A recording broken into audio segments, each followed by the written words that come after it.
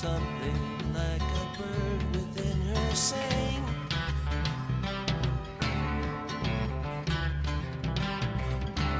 all I know she sang a little while and then flew on.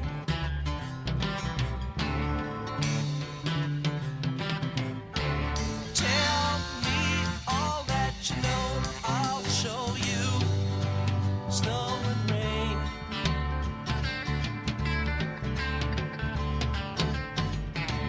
When you hear that same sweet song again, will you know why?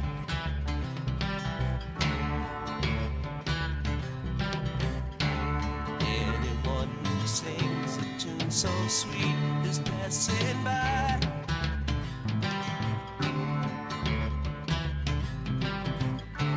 Laugh in the sunshine, sing, cry in the dark, fly through the night.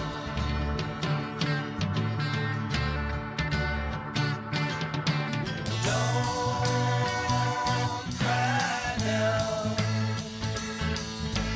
Don't you cry. Don't you cry anymore. La la la la. Sleep in the stars. Don't you cry. Dry your eyes on the wind. La la la la la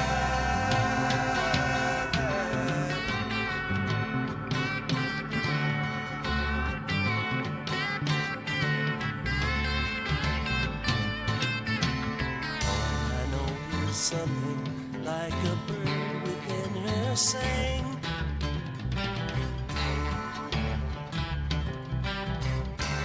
All I know she sang a little while and then flew on.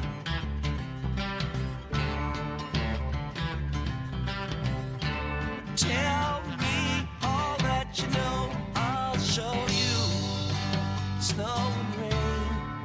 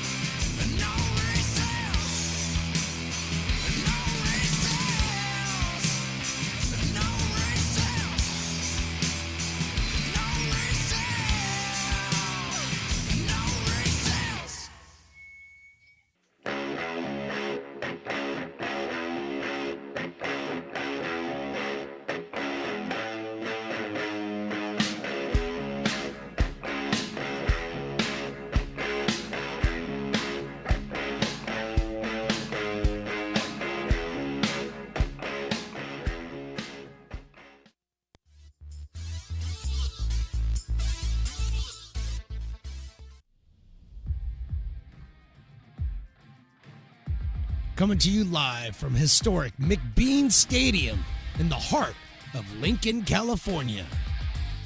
It's time for Potters Baseball. Potters Baseball brought to you by Stone's Broadcast Networks. And now let's send it up to the booth, to the legend, Mark the Phantom Lowe. And ladies and gentlemen, another great night for baseball here at McBean Stadium in lovely Lincoln, California. I'm Mark the Phantom Lowe. That's Riley the Engineer. And we had just heard, I don't know what his name was, but I call him Jericho because he was out there playing the Star Spangled Banner on the saxophone, and it was epic. Absolutely epic as the run continues of Star Spangled Banner performers, and it has not dipped in the least, Riley the Engineer. It's the Lincoln Potters going for their 16th win of the season tonight as they are 15-1. Make that 14-1 because I don't know what I'm talking about. If it's the 16th game, they can't be going 16-1. I'm already off my game because of Jericho. He blew the crap out of that saxophone is what he did. And I know Jericho didn't blow a saxophone in the Bible. He blew a horn or something, but give me that at least. Let me call him Jericho. He was fantastic. The Chico Lone Wolves are in town. They are from the BACL, the Bay Area Collegiate League. We've seen the California Red Tails. We've seen the Marysville Giants, the Novato Knicks. We've played them all. We've seen them all. And now we've got the Chico Lone Wolves coming into town, and they've got a batting order to go up against the left-hander Xavier Maldonado, and Riley just happens to have that batting order. And it starts out with Nick Anderson, Kinzer Day, and Michael Ryan. Zane Denton is a familiar name to American River Junior College fans as he played for, Zane was a member of the Feather River Club, and they are a tremendous team. Robles, Denton, Porter, and Patterson rounding it out, and they are Ryder Salenza is starting for the Chico Lone Wolves. It's Xavier Maldonado, as we mentioned, on the mound for the Potters. He is no wins, no losses, 4 innings pitched, 3 hits, a run, 3 strikeouts, 3 walks, and a 2.25 earned run average. Xavier out of Lincoln, California, and now at William Jessup University. So he is ready to go. We are ready to go. The Lone Wolves are in town for a lone game before the Potters start PEL play. More about that to come. And before we start, you got to know it's Taco Tuesday, $2 tacos at Saboras de Mexico. So you still have time to get down here. It's $2 tacos. And I think it's $4 off Loomis Basin Brewing, too, because it's Brews Day. So it's a great combination, a great configuration or conglomeration. It's a word, I know, of events to come out here, and you get yourself a bargain down this baseline. You get yourself a bargain down this baseline, and all of a sudden you got dinner. It's fantastic. Nick Anderson starts us off, the center fielder for the Chico Lone Wolves. Nick coming to us from Feather River Junior College, left-handed hitter. And he chops one over the mound, and it's headed for center field. It's cut off by the Potters second baseman, Tristan Russell, but there's nothing he can do with it except for drop it on the ground. And Anderson has himself an infield single to start us off, and that gives us a chance, Riley, to look at that defensive setup for your Lincoln Potters. Ethan Leo's in left. Tyler Russell is out in center field. Kenny Winters moves over to right field. McGraw, Tristan Russell, Zach Story, the new guy, and the other new guy, Everett Johnson, on the left side of the infield. Another new guy, Ryan Lee, behind the plate, and Xavier Maldonado on the mound. Kinzer Day is our batter, and we're going to make him the Dueling Dogs batter right away because we need to get beer in people's systems to go with the $2 tacos. It was Willie's idea, and it was a good one, but that pitch was outside and high. 1 ball and no strikes on Kinzer Day. Kinzer out of Butte Junior College, the Road Runners, right up the road in Orville. He lifts it down the right field line, well hit. Winters on the run.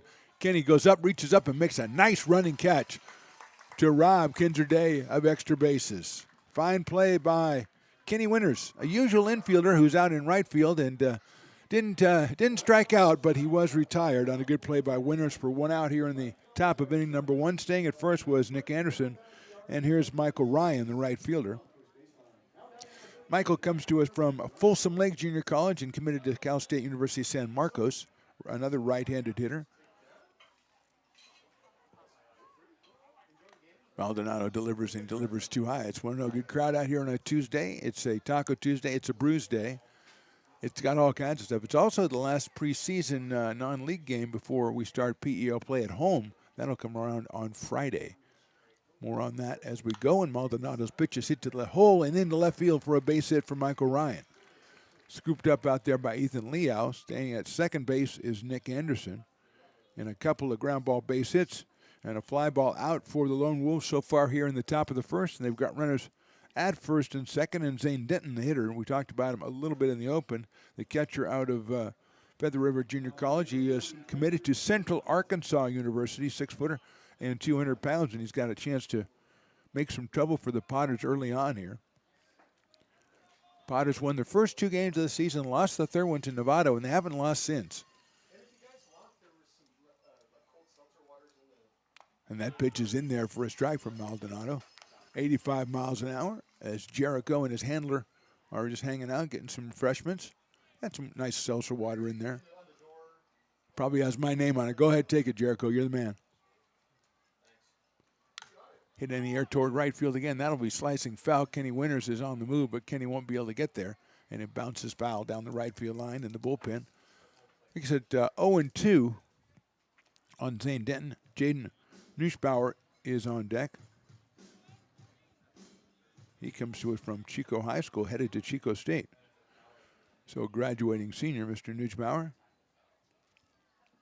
headed to the Wildcats of Chico State. 0-2 coming up. Swing and a miss on the off-speed pitch. And the first strikeout for Maldonado is a big one with 2 runners on, and now 2 outs here in the first, and Jaden Nussbauer will be the hitter. Coming out of Chico, going to Chico State. Jaden playing shortstop for the Lone Wolves, and he has a chance to put them on top here.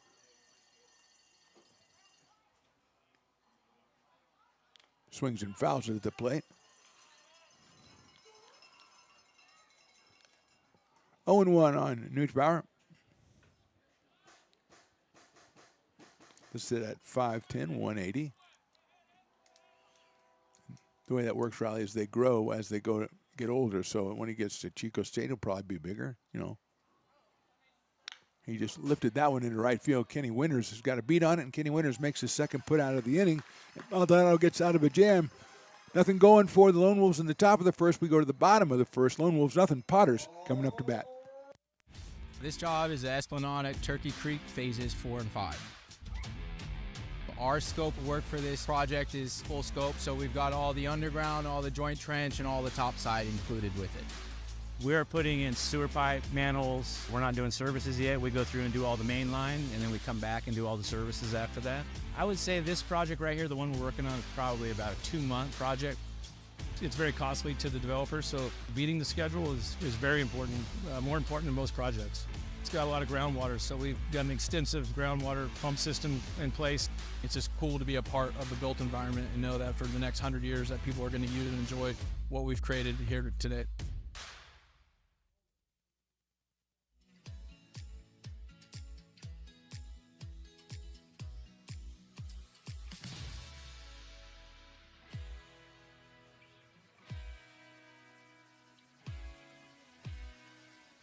Hi, Bill Evans, President of the Placer County Association of Realtors. We're in the store, our conference facilities, an amazing team that helps keep together an amazing organization. And we thank them all. This organization can't do what it does and can't run the way it runs without the help of so many members volunteering their time. The success of the Placer County Association of Realtors is largely dependent on our active volunteer members to help our organization and industry. The work of our committees greatly impacts our ability to champion efforts across the board and giving back to the Placer County community wherever we can. Like all service organizations, I wanted to serve. And getting involved with the affiliate committee was the perfect way to do that. I love being able to serve my community with my business friends and other leaders and give back to those who are in need. Bottom of the first inning, Ryder Salenda, the pitcher for the Chico Lone Wolves out of Folsom Lake Junior College. And he'll face a lineup of Potters. That includes Ethan Liao, the new guy Zach Story, and Ty McGraw in the first 3.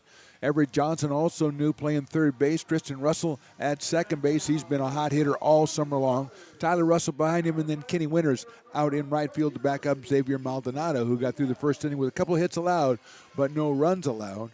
And now here's Ethan Liao with .355 on the season. Takes a breaking ball, called a strike from Salenza, 0-1. Ethan out of Dublin, California. down there in the Bay Area, and also Gardner-Webb University, which is not in the Bay Area. It's the home of the Running Bulldogs is all you need to know about that. And he takes outside with another breaking ball.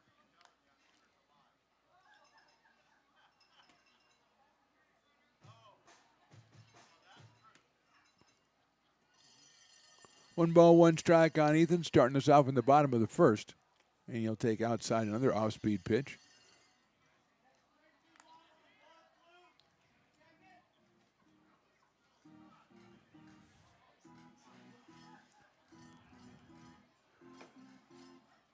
Gardner-Webb University is in Boiling Springs, North Carolina. He lifts that one out toward right center. Moving over is Michael Ryan. He's in position, and he'll make the catch for the first out. So Ethan is retired on a fly ball to right. Zach Story, the new guy, will come up and will look defensively at the Chico Lone Wolves. Kinzer Days in left. Anderson in center. We just saw Michael Ryan in right. Patterson, Nugent-Bauer, Robles, and Porter. Zane Denton behind the plate, and Ryder Salenza is on the mound. Here's Zach Story. He comes to us from Orland, California, and he goes to the University of California over there, Davis over there, which is commonly called UC Davis. And he takes a cut at a fastball in the inside corner and fouls it back up against the screen. Nice crowd sending themselves out here, enjoying the nice evening here at McBean Stadium and enjoying the $2 tacos as well. Now, we had 635 beers sold on $1 beer night the other day. I tried to get Willie to put a counter down at Sabores de Mexico and count how many $2 tacos were sold. He refused to do it. So, I don't know. I can get my people to go down there, I guess, get a running count, because I think it's going to be a pretty high number. Everyone I see coming up the steps here has got some tacos. Story takes a strike. It's 1-2.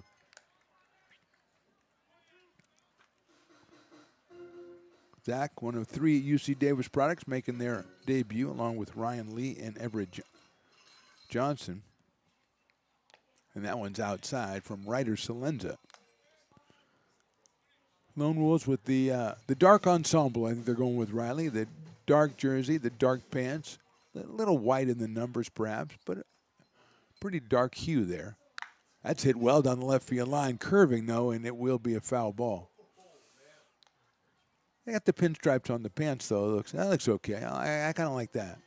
I like pinstripes.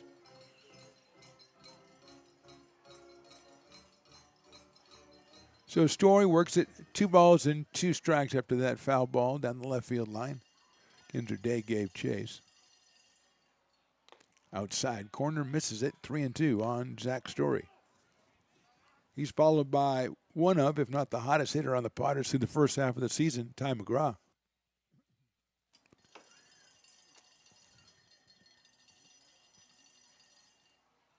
That's in the dirt. Story works the walk. He's on with 1 out, and here is Ty McGraw, who has been pretty good.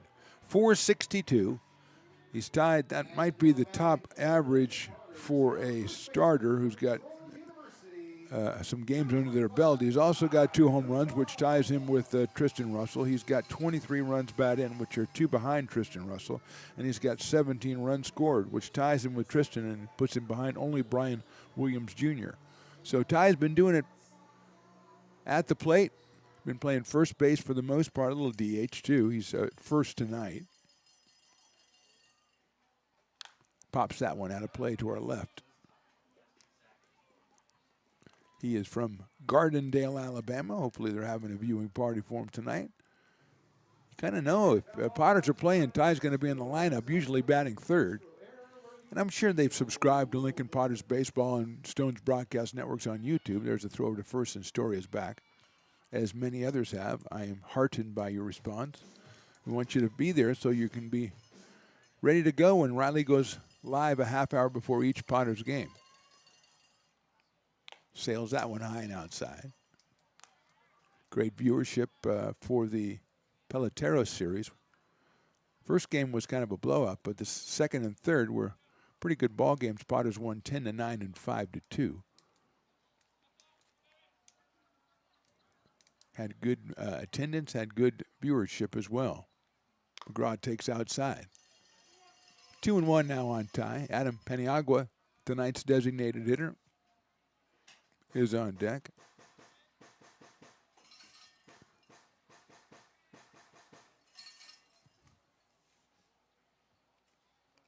Story looks like he might think about taking off. He doesn't. Webb checks swing. Did he go around? He might have. No, he did not. The field umpire says, nah, don't think so.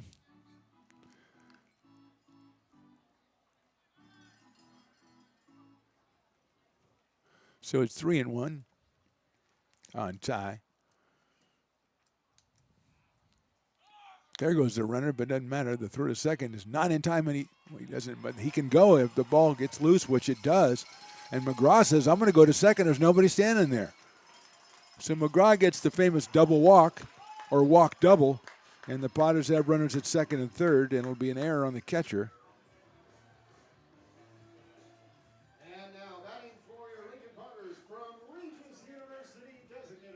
So Potter's got a couple walks, a throwing error, and all of a sudden it's second and third, and here comes Adam Paniagua. He's 4 for 12 in his limited stint here. He has a grand slam home run. He has 5 runs batted in total, and he has 2 runs scored.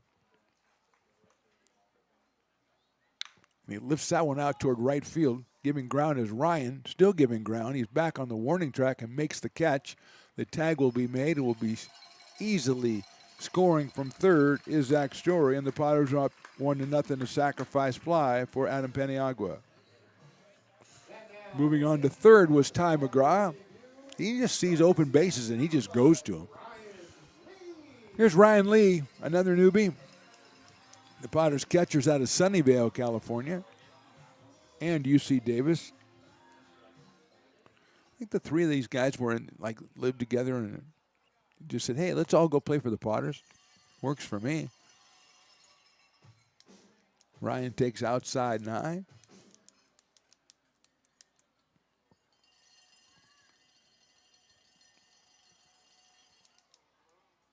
Hits it sharply at the shortstop to the left. Knocked down out there by Nussbauer. Throws to first base. Not in time. That's an infield hit and an RBI for Ryan Lee, and the Potters lead it 2-0. Nussbauer with a really nice try out there going to his left at shortstop, but really a tough play. And here's Everett Johnson, another newbie. We'll call them the 3 roommates who decided to come and play for the Potters on a whim, and now here they are. And we've got Zach Story has scored a run. Ryan Lee has driven one in, so Everett Johnson, you're going to have to hit a home run. I'm sorry. That's just the way things work around here. They didn't leave anything else for you. Down low, 1-0. Mr. Johnson's out of Sonoma, California.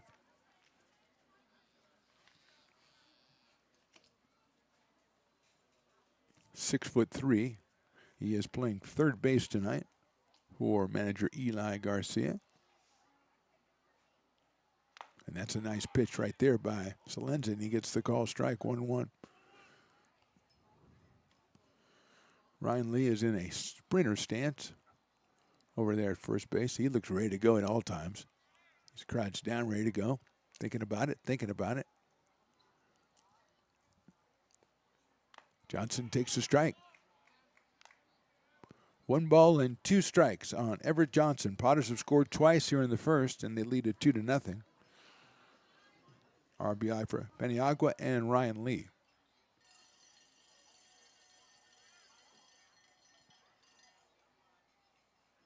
Johnson watches that outside. That's a nice block by Zane Denton behind the plate to keep Ryan Lee at first base, but it's now 2-2.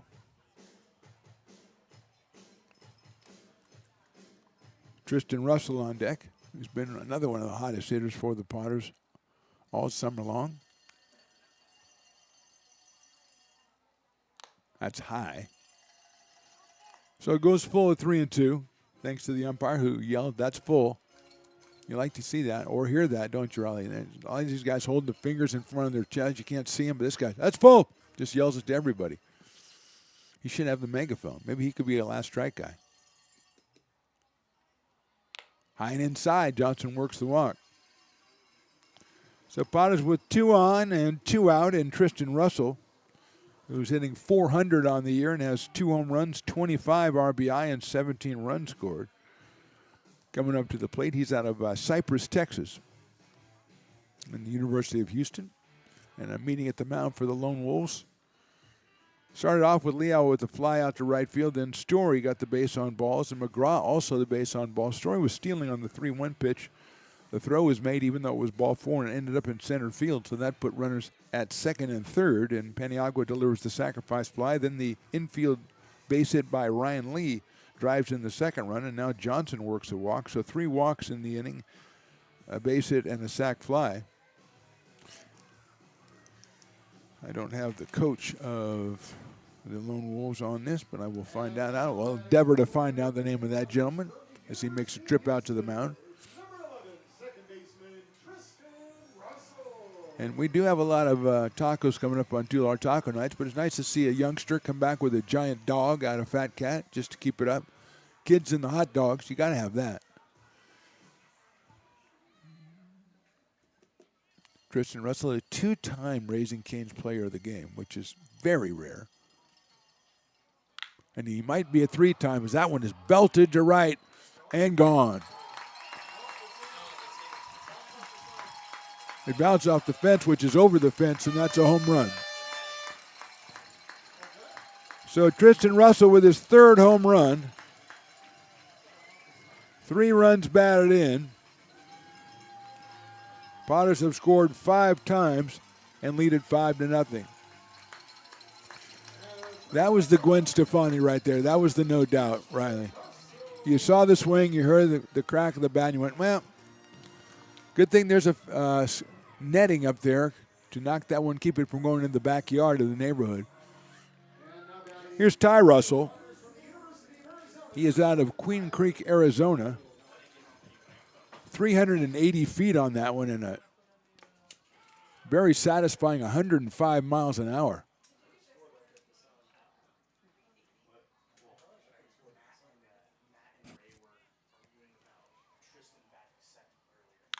There's a line drive to center field, and that's a base hit for Ty Russell.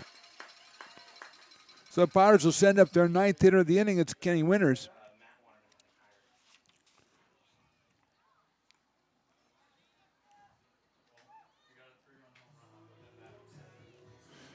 Kenny Winters batting at 222. Ty Russell was at 282 coming on.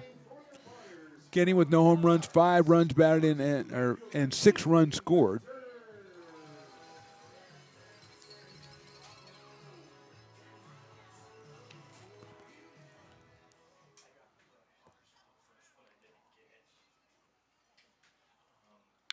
Sharply out to shortstop. Neubauer, nice stop. Flip it to second base and get the fielder's choice. That's a beautiful play at shortstop by Jay Neubauer. But a good inning for the Potters. They put up 5 courtesy of the Russell 3-run homer. We go to the second. They lead at 5-0.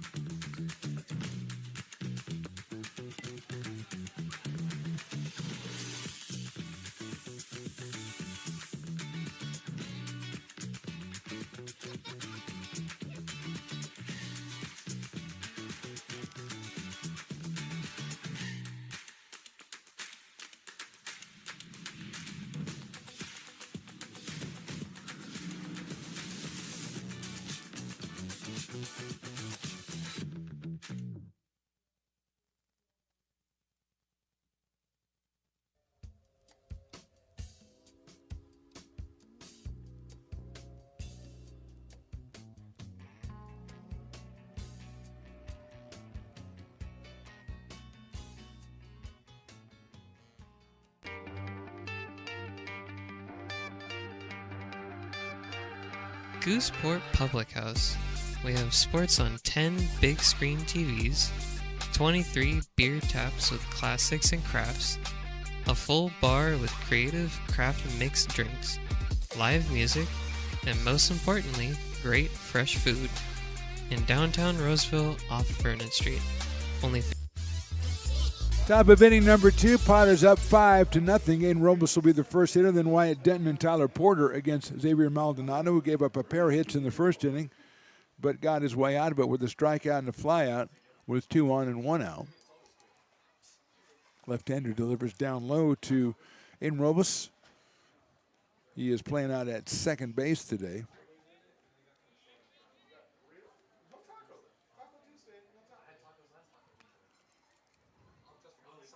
That one is in there for a call strike, 1-1.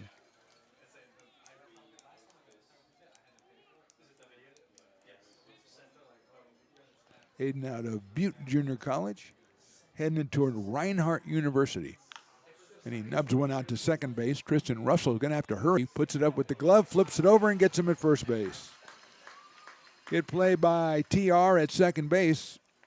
And with one out, Wyatt Denton, the designated hitter, comes to the plate. Wyatt from Las Plumas High School, committed, according to this, to Pepperdine University, which is a tremendous place and is in Malibu. So it's just a good place to go hang, you know. I don't know about you, Riley. I don't know if you're like a beach guy, Riley. Are you a beach guy? Yeah.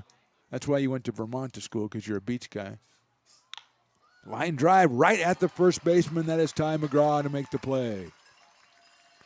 So 2 quick outs here in the second inning for Maldonado. And Tyler Porter's the hitter. Tyler at first base today for the Chico Lone Wolves. Comes out of Butte Junior College. 6-footer. And he takes a ball a little bit too high.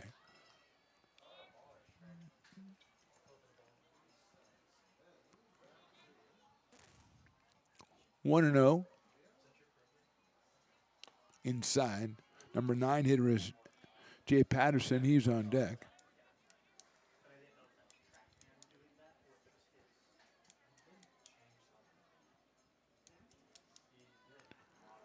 Two and 0.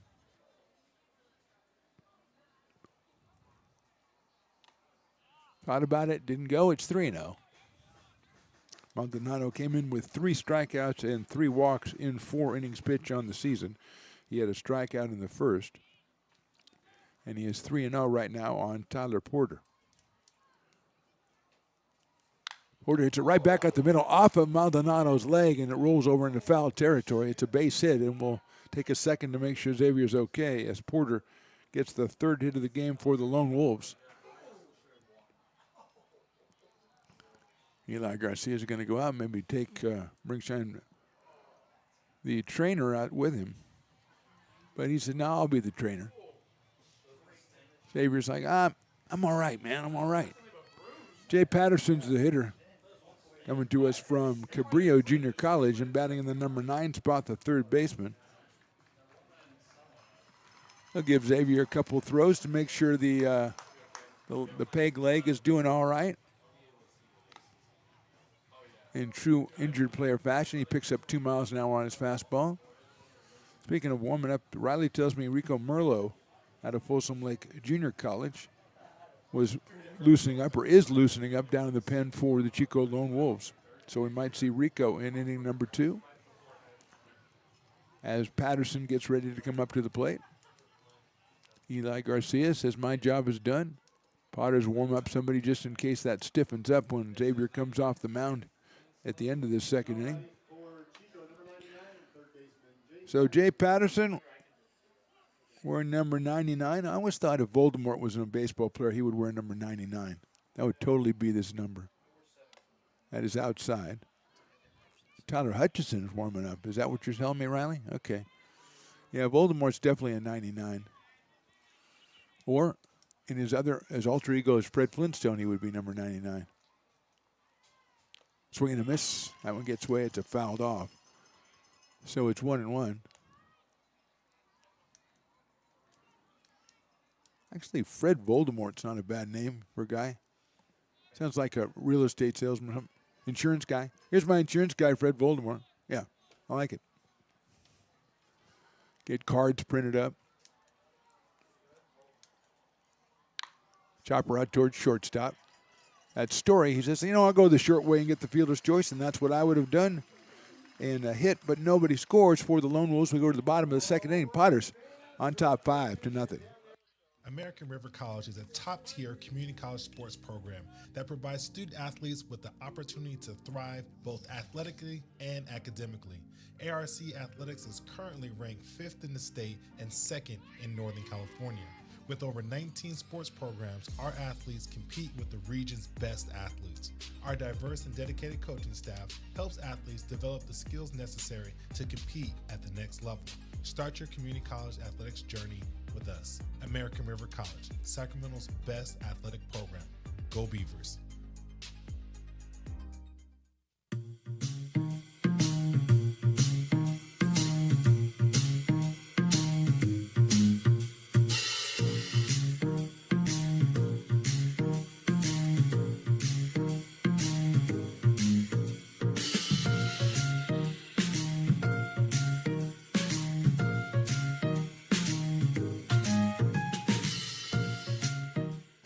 I'm Bill Spear, North Valley president of Five Star Bank. In a time when business can feel so uncertain, we're here for you every step of the way. I know they have a lot of bells and whistles within their bank, but just the relationship piece here locally on the business side is huge for us. Five Star treats us like we're number one. They're right there with suggestions, with help. So I have to bank with people that have our mission in mind. We're Five Star Bank. How can we help you?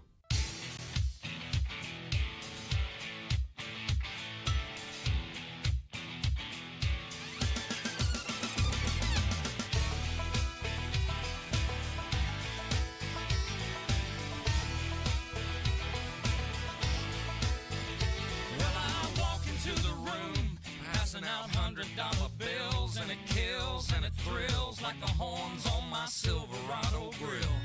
And I buy the bar double.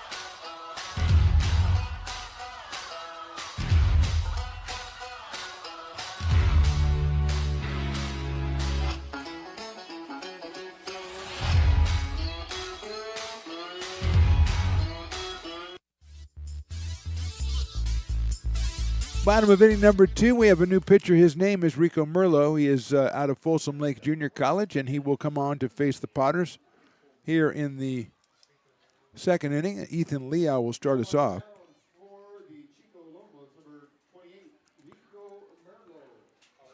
So Merlo comes on. Salenza went an inning, gave up 3 hits and 5 runs. He walked 3. And Leal flied to right against Salenza to start the bottom of the first. He's up for his second time.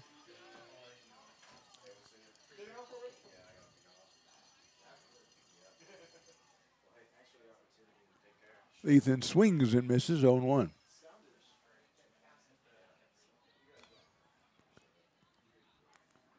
Jack Story and Ty McGraw will follow Ethan Leal here. Take care, Jericho. Great job. Jericho taking off. He puts the sacks in the suitcase, his sacks case, and takes off. Leal fouls it out here. Tremendous rendition of the Star Spangled Banner tonight. I don't know how they're going to top that. Oh, by the way, our next home game, PEL action. Friday night, Humboldt Crab, 7:05. Be here, either in person or online on YouTube watching it, because it's going to be great.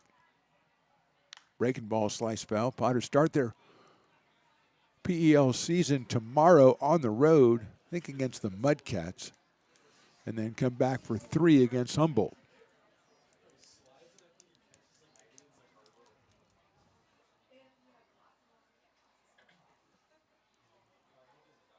Fastball just misses. 1-2.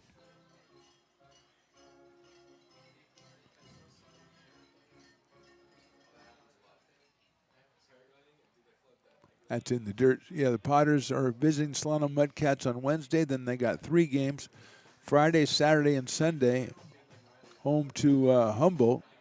Then next Tuesday and Wednesday, they'll be home for a 2-game series against the West Coast Kings. So a road league game and then 5 home league games. The outtakes outside. Then they go on the road at the end of June to Humboldt. 3 games up there.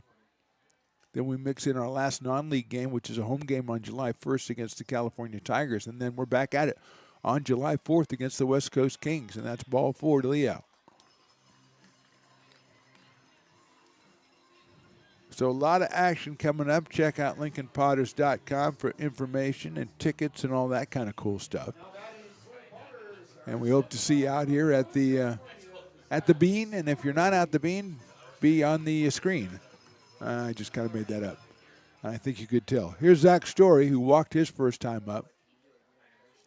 He slices one into right center field. Moving over is Ryan. He's got a beat on it, makes the catch, thinks about trying to double the runner off, does not. And Story is retired for the first time as a Potter. 1 out, and Ty McGraw, who saw Tristan Russell take the home run lead back in the first, and I think Ty's going to try to even things up. That's just my feeling, okay? That's how you are when you're from Gardendale. You want to get even, baby. Also out of Troy University, the Troy Trojans. Ty looking forward to getting back and battling for some at-bats on that team. And he slices one foul down the left field line. Again, if you haven't been out here, the kids section that used to be right behind the third base dugout has now been shoved out to the fence line down in left field in the corner. Not on the field, but, you know, in foul territory. And we've got the little food court action with Fat Cat and Sabores de Mexico and a couple other stands down there. So that's a place you want to come to if you come out here to a game, and that is a strike. Perfect pitch by Merlot. Breaking ball caught the outside corner, so it's 0-2. So just kind of a new look. Spruced up right field, the VIP area. Got a little bit got some fixed seats in there. Made that look a little better. There goes the run of the pitch is a ball. The throw from one knee is not in time. And Ethan Liao will get himself a stolen base.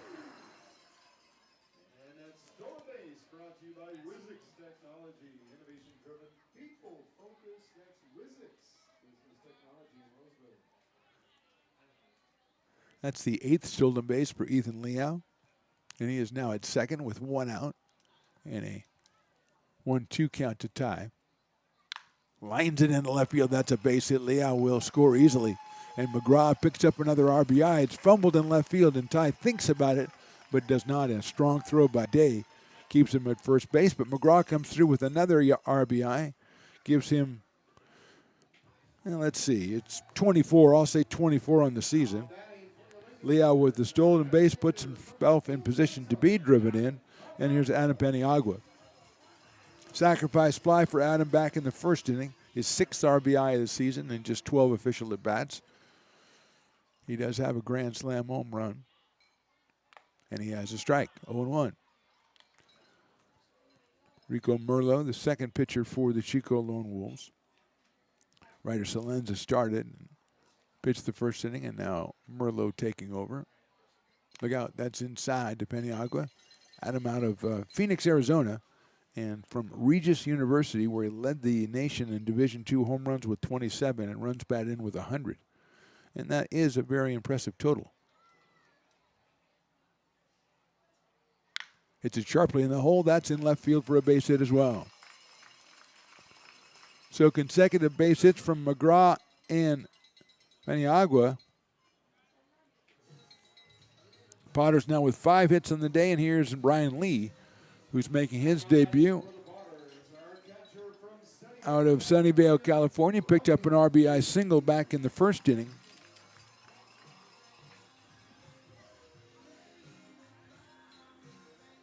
Everett Johnson follows him.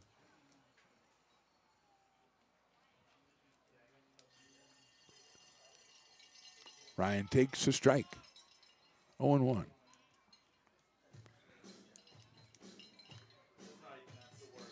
Potter's on top 6-0 here. Bottom of the second inning on a Taco Tuesday. Also a Bruise Day. Willie doesn't mention that enough. Swing and a miss at a breaking pitch. 0-2.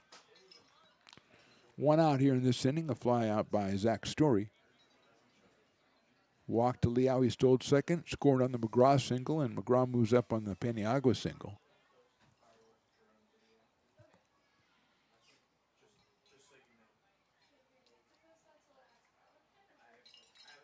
That one is in the dirt, gets around the catcher who can't find it. Denton finally locates it. And not moving up was McGraw at second base because he didn't know where it was either. Just a perfect night for baseball out here at McBean Stadium. Not much of a breeze blowing.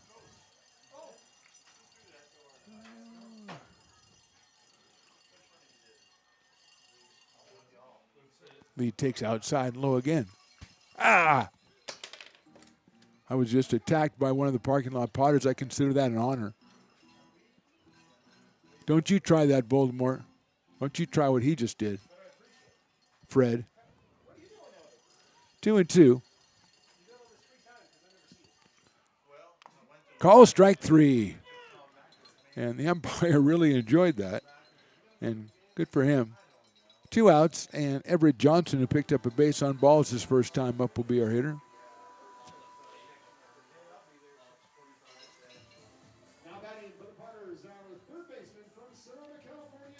He is out of Sonoma, California, and UC Davis.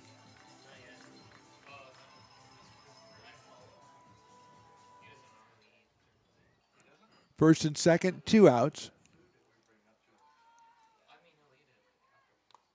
That's in there for a strike. So Merlot has found the range here.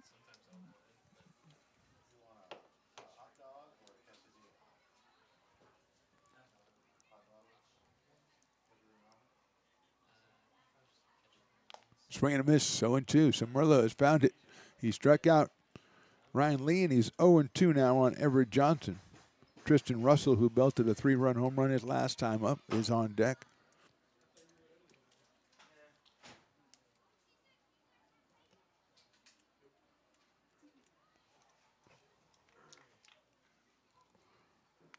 Swing and a miss. So Merlot comes back with a couple of strikeouts. Potters score once. We go to the third, 6-0 Lincoln.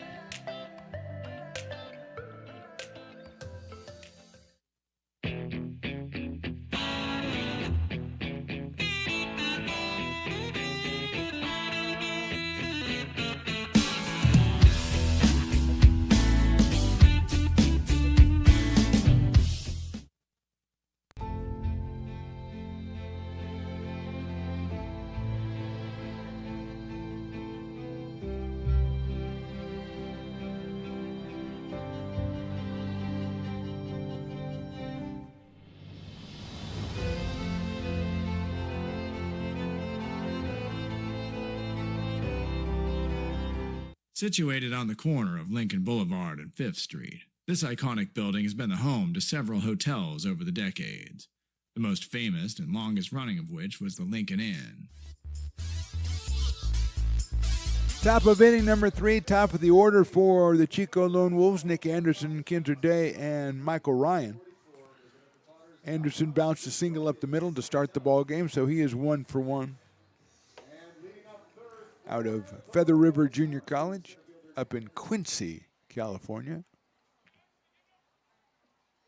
Maldonado, who was hit by a ground ball back in the second, is back out on the mound, so none the worse for wear for Xavier out of Lincoln, California, which is right by here. And there's 2-0 to Nick Anderson. Potters with 5 in the first and 1 in the second. Merlot came through strong after giving up a run with 2 straight strikeouts. Just time to mention, Riley, you haven't mentioned my jersey I'm wearing today. This is the Kalamazoo Growlers. courtesy of the great Nolan McCarthy and family. Back a couple of years ago, out of Kalamazoo, Michigan, they have the Kalamazoo Growlers back there. So I started talking about them, and so they went and got me a jersey. So they are the best.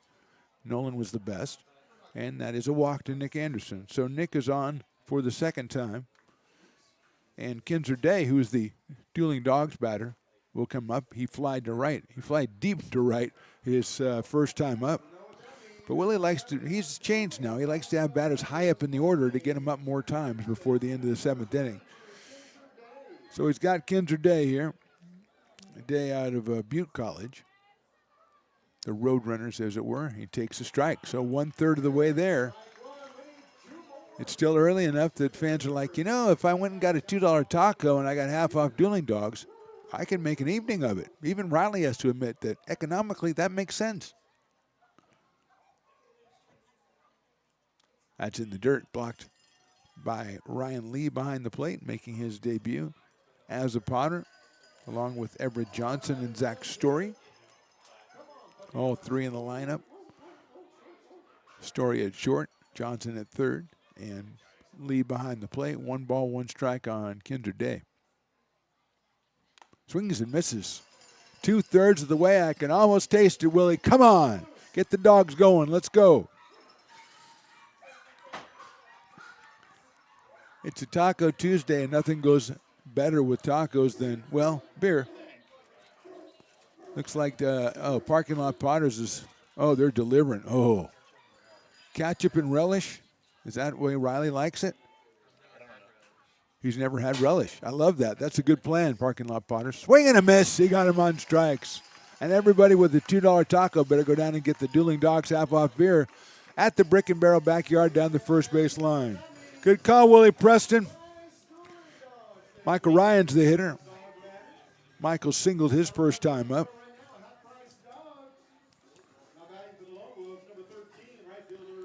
He is out in right field for the Chico Lone Wolves.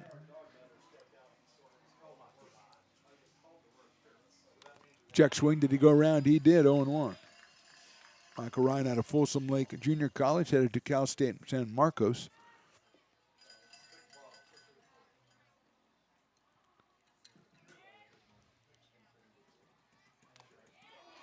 Swings and misses, loses the bat. It's just an overall embarrassing little exchange right there, but he'll be all right. He'll be okay. Not the longest bat throw we've seen. Well, it wasn't a bat throw. He just lost it.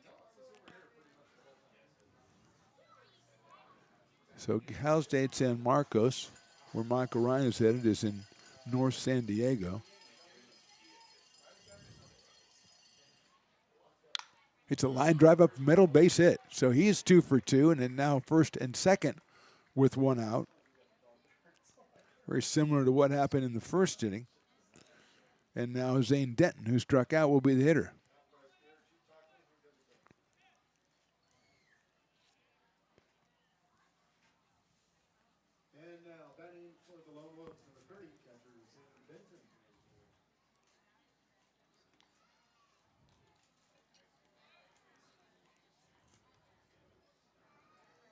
Looks like Cal State San Marcos is the Cougars. That's in the dirt, blocked by Lee. Denton struck out back in the first. Zane is headed to Central Arkansas out of Feather River Junior College. He's behind the plate.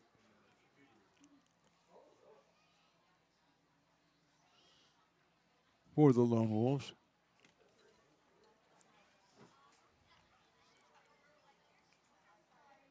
Maldonado with the delivery, and it's hit sharp right off Maldonado. Again, picked up at second base by Russell. He'll step on the bag. So Xavier will get a painful assist on that one. It'll go 1-4, and it'll be a fielder's choice. Anderson goes to third. That might have been a base hit. I think Xavier's a little bit too much of a magnet for the ground balls. Eli Garcia is out there going, maybe dodge it, get out of the way or something. He said, hey, I slowed it down for Russell at second base.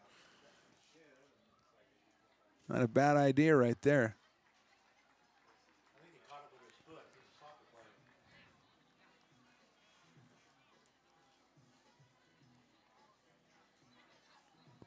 So Cal State San Marcos last year was 25-23 on the diamond. Well, they get Michael Ryan there. He's 2 for 2, so he'll probably help him out. Here's Jaden Nussbauer. Line drive down the right field line. That is a fair ball. Here comes one run in. Here comes Ryan around third. The throw comes in from Winters. It actually helps Nussbauer at first base. The throw came into second. It's a scoring single for Nussbauer. All the way over to third goes Denton, and that'll bring up Aiden Robles. Jaden flied to right his first time up and just drilled a rope down the right field line. Winters over there quickly. Anderson scored easily, but he did keep Denton from getting all the way around. Fastball is too high. Robles grounded to second his first time up.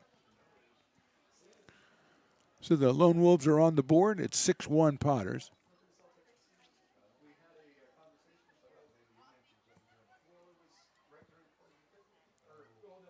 That's also in the dirt. 2-0. Robles followed by Wyatt Denton.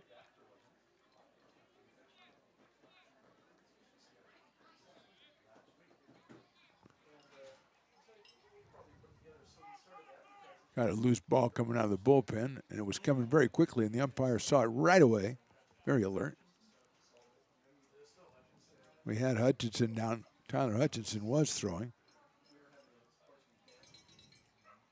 2-0 now, or still on Robles. How's the relish, Riley? Okay, all right. Swing and a miss. You still prefer your ketchup and onions? Yeah, that's your jam. Is that a 50-50 ketchup and onions? Is that the way you look at it? What's your proportion? 50-50? Okay, all right. 2-1.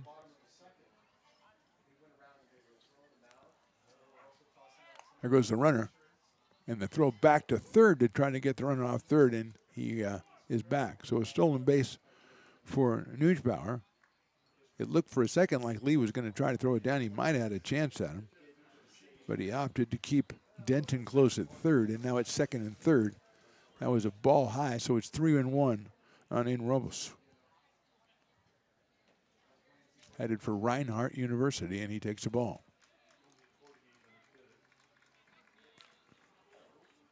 So 2 hits, 2 walks, a strikeout, and a fielder's choice. And I think we might get a pitching change. It's Nick Kujawski coming out. We haven't had an actual visit yet. That was just Eli trying to find out if Xavier was okay. So don't know if they'll be making the change. We said Tyler Hutchinson was warming up. I'm sure Nate wants to have Maldonado finish the inning if he can. But he has the bases loaded, 1 run already in. And Wyatt Denton coming to the plate, and Wyatt lined out to first base his first time up. It's a lefty-on-lefty matchup here. Wyatt Denton from Los Plumas High headed to Pepperdine.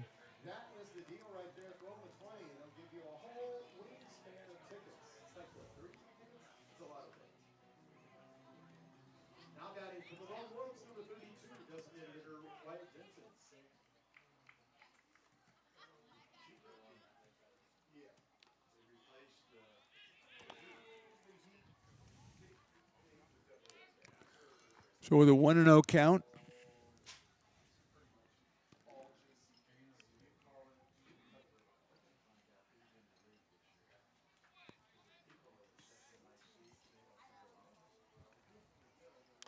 fastball caught the corner. It's a strike, 1-1.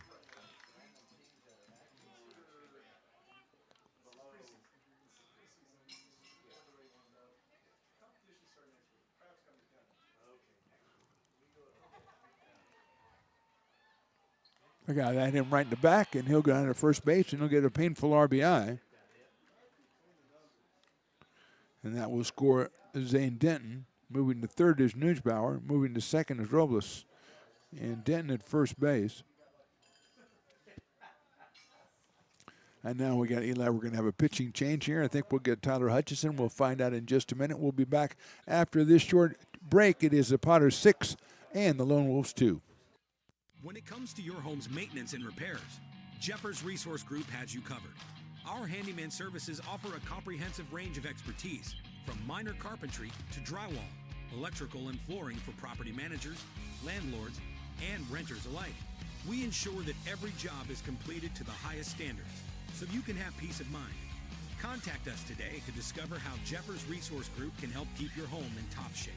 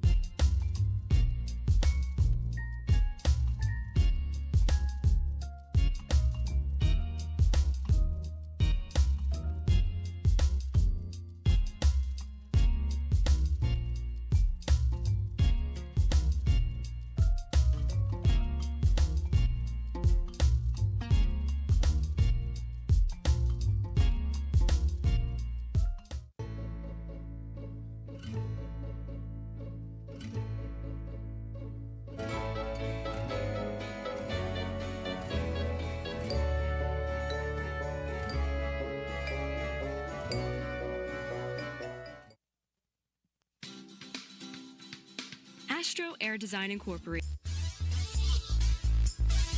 New pitcher is Tyler Hutchinson for the Potters, making his 5th appearance of the season. 6 innings, 8 hits, 1 earned run, 8 strikeouts, 4 walks, and a 1.50 ERA. He takes over for Xavier Maldonado with the bases loaded and 2 outs here in the 3rd, and Tyler Porter, the hitter. Porter singled his last time up. Hutchinson coming to us out of Roseville, California, and Sierra College.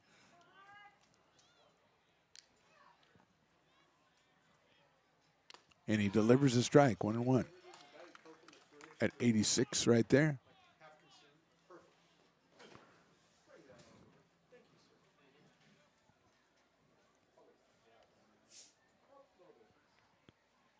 Swing and a miss, nice slider. Porter out of Butte Junior College. 6-footer. 1 for 1 in this one. Comes up in a big spot here with the bases loaded and 2 outs. Just the 3rd inning.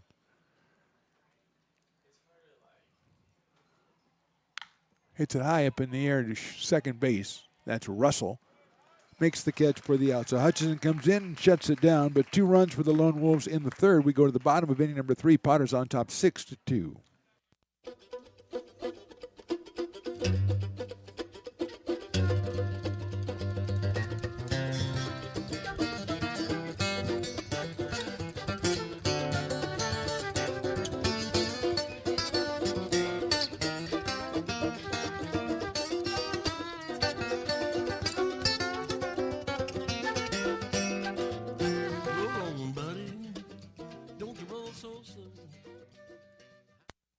Being a laborer means everything. It was what took care of me when I was growing up. It's what takes care of me now. Because of President Biden and the money he's put into infrastructure, the need for our workforce to expand is out of this world. When our members are able to go to work on these big projects that are funded by Biden's economic investments, it means continued growth in their wages, in their pensions, in their health benefits. It means they're going to be able to take care of their families. Lincoln provides all the charm of a small town, yet still provides access to excellent local medical care. At Lincoln Urgent Care, you can find expert services and a compassionate staff available 7 days a week. Our friendly front desk staff will welcome you when you come into our brand new facility. Your wait time will be minimal at our walk-in clinic, unlike the emergency room. From broken bones and lacerations to allergies, flu shots, and illnesses, we treat a variety of urgent medical conditions. What sets us apart is not just our central location in Lincoln, but the convenience of our extended hours, including weekends. We've become Lincoln's first choice for urgent care because we treat patients of all ages for a variety of conditions and take most insurances. We're proud to be an approved provider for veterans and welcome in our military patients. From our family to yours, we're here when you need us.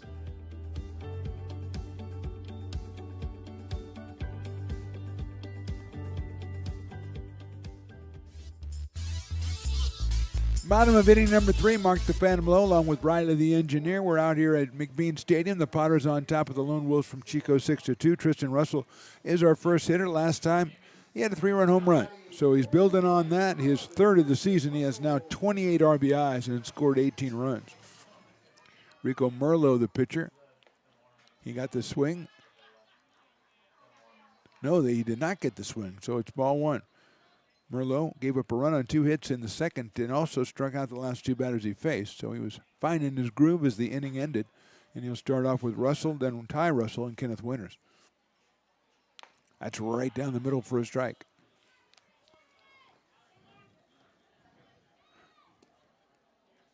Rico out of Folsom Lake Junior College, the Falcons. Of course. Russell takes in the dirt, 2-1. Tristan from Cypress, Texas.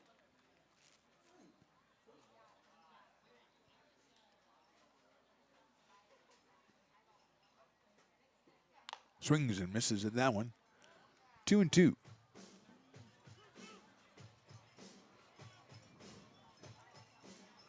Spencer for hire, the intern who's rocketing up the charts. Actually, he's number 1 now. Doing some work, carrying stuff down there. Fouled off. He does a variety of things, and that's why he has ascended to the number 1 spot. Now, Luke Statwalker is, has been number 1, and Brielle has moved up recently because it was her birthday. So, and she also oversaw the spinning back competition when the guy lurched into the dugout, so she got extra points for that. Russell hits a broken bat, 1 hopper out to second base. And over to first underhand is Robles for the out. And now, though, they call him off the bag at first base. Maybe he was just dodging the bat. So Russell, who ended up down in right field, takes his time coming back, and he is at first base with, I guess, a hit. I don't know. You tell me, Carson. I don't know. I know what happened, Riley. It's just that, I don't know, you can't give an error to the guy who's off the bag. I guess you give an error to the underhand throw that pulled him off the bag. Is that what happened in your eyes? Russell hopefully didn't hurt himself because he's taken a lot of time getting back on first base.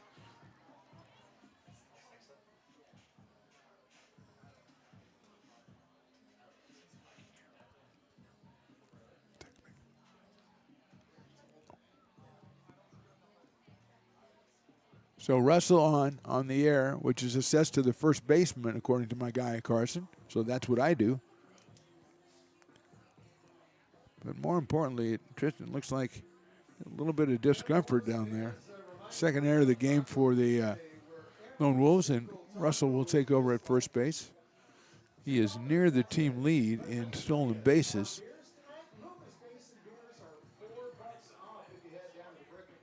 $4 off Loomis Basin. Oh my gosh, there's so many deals going on around here. It's crazy.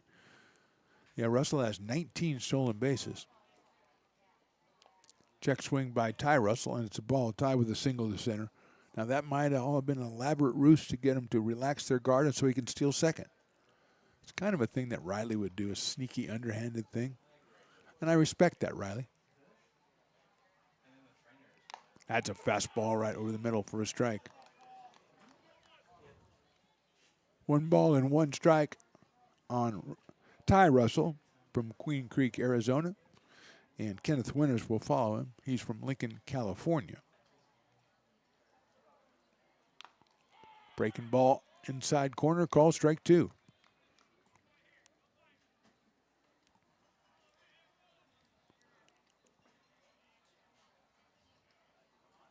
Sun still over the left side of the field, especially the left fielder. That's Day out there having to deal with that.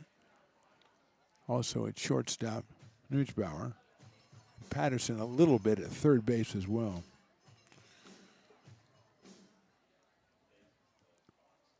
Swing and a miss. Russell is down on strikes. That's a third strikeout for Merlot in the last 4 batters, and it brings up Kenneth Winters. Fielder's choice his first time up, so Kenneth is 0 for 1. Came in at 222 with 5 RBI. Playing out in right field today, made a nice catch back in the first inning. Usually an infielder, shortstop, third base primarily. High inside fastball from Merlot. 84 miles an hour, is right around 85. Ethan Liao on deck.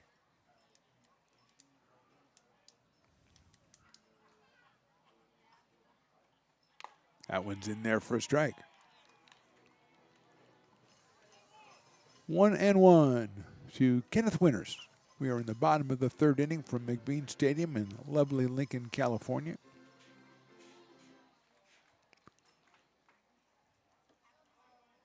Breaking ball's hit out at second base. Robles stays down, flips over to short one. Nussbauer to first. In time for the double play. It's a 4-6-3 turned by the Lone Wolves. We go to the fourth. Potters 6, Lone Wolves 2. If you're in need of a seasoned DUI attorney, contact the law office of Samuel D. Burns Incorporated. We are familiar with the laws surrounding your case, and we will work diligently to minimize the negative impact following a DUI charge. With a proven track record, Sam Burns works on your behalf to provide a positive outcome. He's been able to save his clients' driver's licenses and negotiate more favorable terms. Visit our website.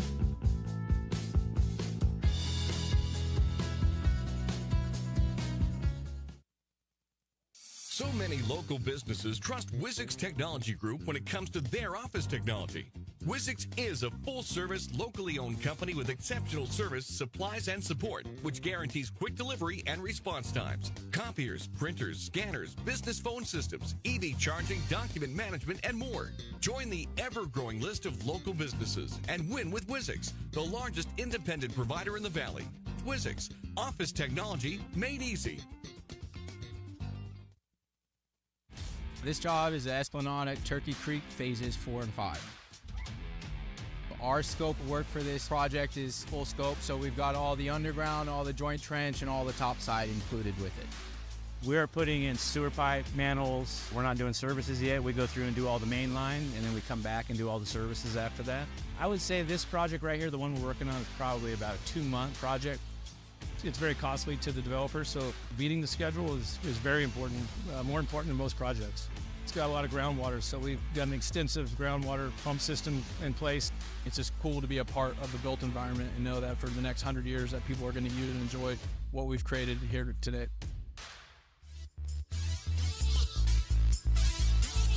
Top of inning number 4, Potters leading this one 6-2. Tyler Hutchison back out of the mound. He'll take on Jay Patterson, then the top of the order, Nick Anderson and Kinzer Day.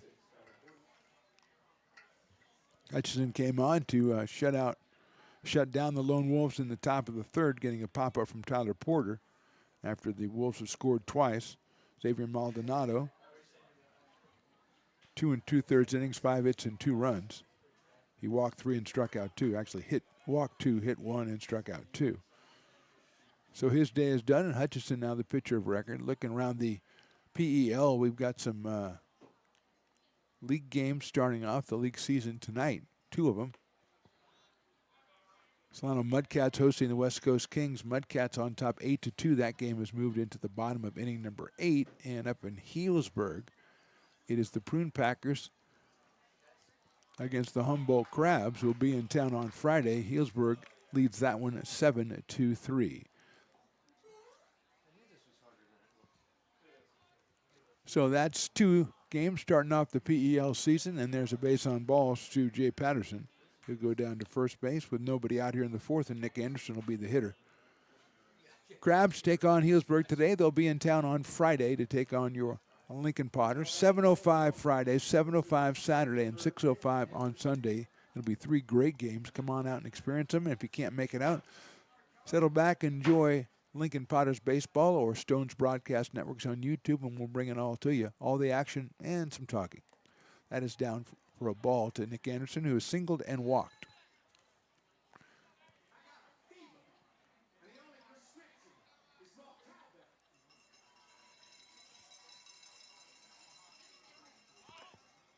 That is ball 2, 2-0.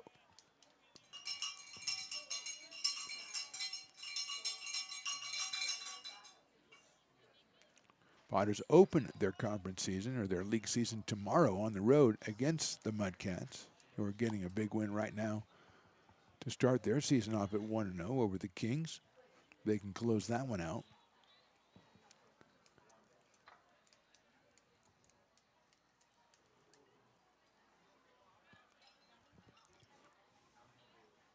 That one is a call strike.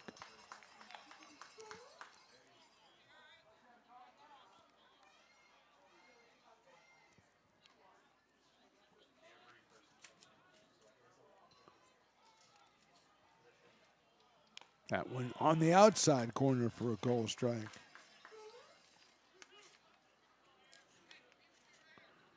Interesting to see the Potters throw on Friday. They've got Will Yeary, who today announced on Twitter, or X, that he will be going to Oral Roberts University. So congratulations to Will. That's popped over a foul by the dugout, so it'll go again to Nick Anderson at 2 balls and 2 strikes. Will was our player of the game earlier in the season. A delightful interview for the young man out of Mansfield, Texas. In fact, I'm looking at his signature right now in the player of the game baseball. Swing and a miss. Hutchison comes back and gets Anderson for the first out here in the 4th inning, and that'll bring up Kinzer Day, who is still your dueling dogs batter. In fact, the Lone Wolves are warming up a left-hander in their bullpen. Day flied deep to right and struck out. It is number 4, Elijah Ream, out of Folsom Lake College. Day takes outside with a slider, 1-0 from Tyler Hutchison. Michael Ryan on deck.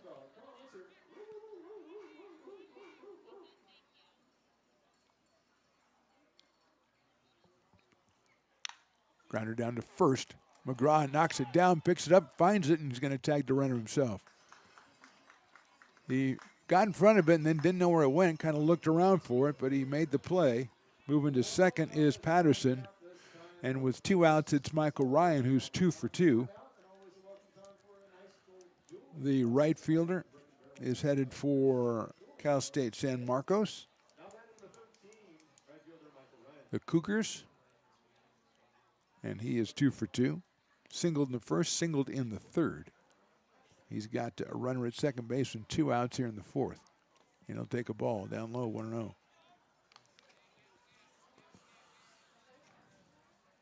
$4 off Loomis Basin. That's why it's Brews Day. Taco Tuesday because it's $2 tacos at Sabores de Mexico. There's a call strike.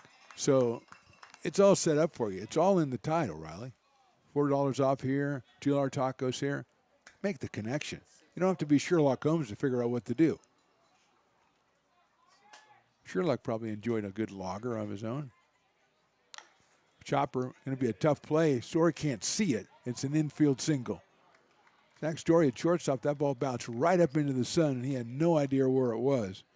Coming over from second was Russell, but nothing could be done. Patterson moves to third. It's a single for Ryan, his 3rd hit. It does not score the run and brings up Zane Denton. Strikeout and a fielder's choice for Zane. And he's up here with a chance to do some damage. He comes to us from Feather River Junior College and headed to Central Arkansas. Takes outside on the slider from Tyler Hutchinson. 1 ball and no strikes. A walk, a strikeout, an infield out, and now a infield single. Sets up the Lone Wolves here. Another slider, another ball, 2-0. Jaden Neusbauer, who has an RBI single in this game already, the recent Chico High graduate, on deck, and there's a strike.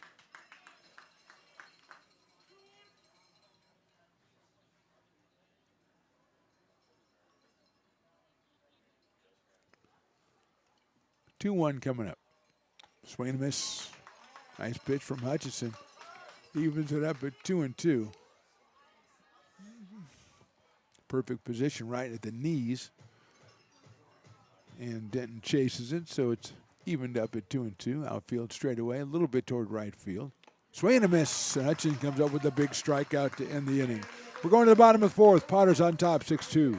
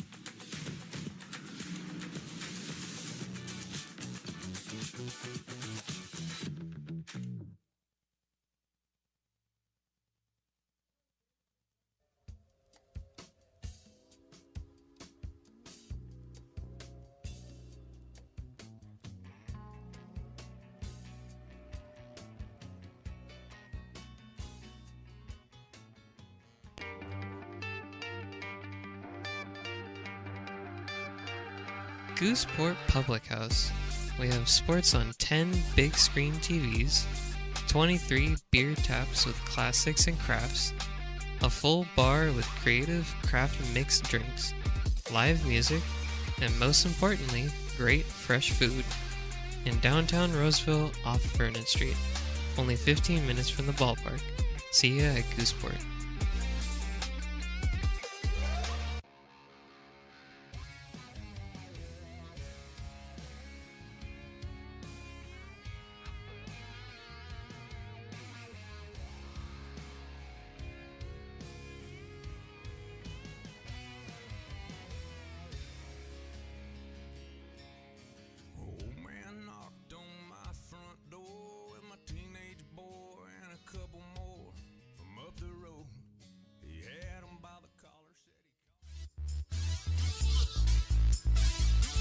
Bottom of inning number 4. Potters lead at 6-2. They'll send up the top of the order Ethan Liao, Zach Story, and Ty McGraw against the new pitcher, the left-hander Elijah Ream out of Folsom Lake College. Salenza started with the first inning. Then Rico Merlo came on. 2 innings, 2 hits, 1 run. Struck out 3, walked 1. He was actually pretty good out there. He found his footing his last 5 hitters. He gave up no hits, struck out 3. 1 runner reached on error, and he was erased by a double play. So here's Ethan Liao, who has walked and flied to right. And he takes down low for a ball. Ethan at .355 on the season.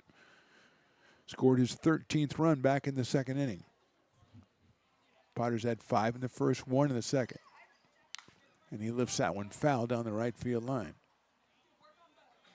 Good to see the parking lot Potters out here, coming up and antagonizing us and delivering a hot dog to Riley, of course. Although he put relish on it. And Riley, I think I agree, Riley and I are not fans of relish. It's Riley likes 50% ketchup. Well, 80% hot dog, 10% ketchup, 10% onions. Those are approximate numbers, but you understand. But you got to try new stuff. That's what he was doing. Check swing, and it's down low. He was having you try. That's what Don does. He has you try new stuff.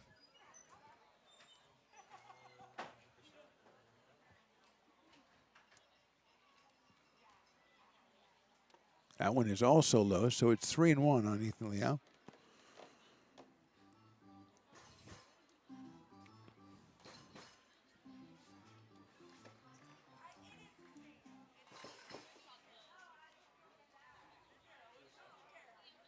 Popped up. That'll bring the count full at 3 balls and 2 strikes.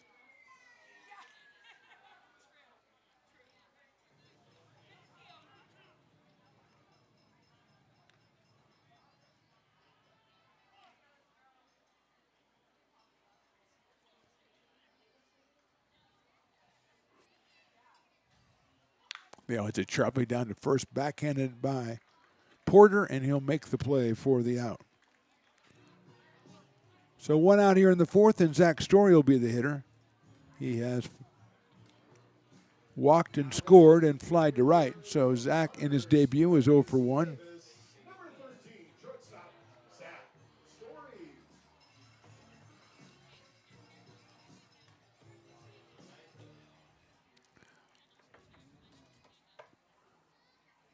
Zach takes a strike.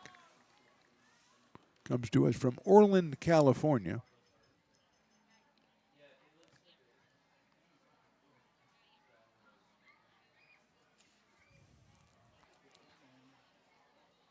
Pops that one up on the infield.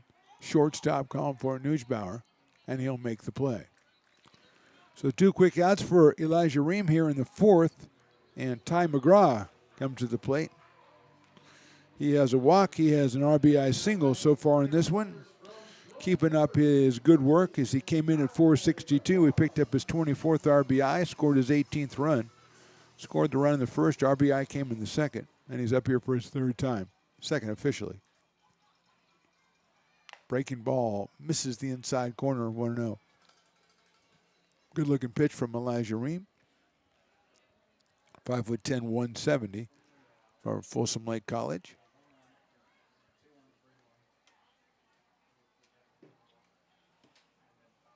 That's fouled off. 1-1. Potters with 5 in the first, 1 in the second. Scoreless in the third, and the first 2 outs here in the fourth inning were a ground ball and a pop-up against the new pitcher Elijah Ream. Adam Paniagua waits on deck, hoping to get a chance here. McGraw swings and misses, 1-2.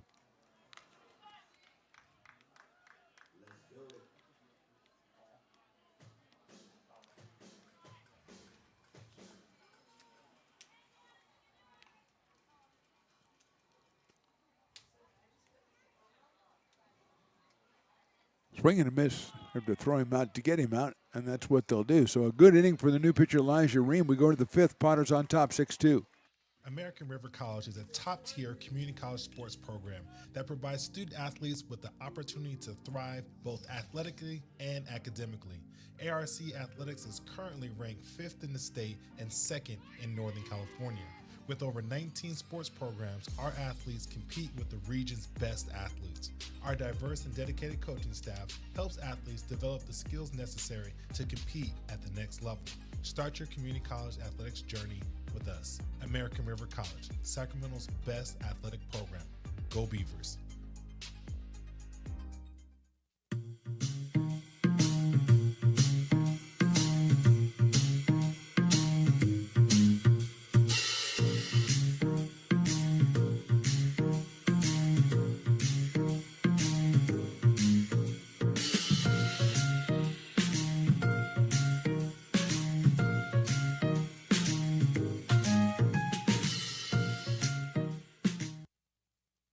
I'm Bill Spear, North Valley president of 5 Star Bank. In a time when business can feel so uncertain, we're here for you every step of the way. I know they have a lot of bells and whistles within their bank, but just the relationship piece here locally on the business side is huge for us. 5 Star treats us like we're number one. They're right there with suggestions, with help. So I have to bank with people that have our mission in mind. We're 5 Star Bank. How can we help you?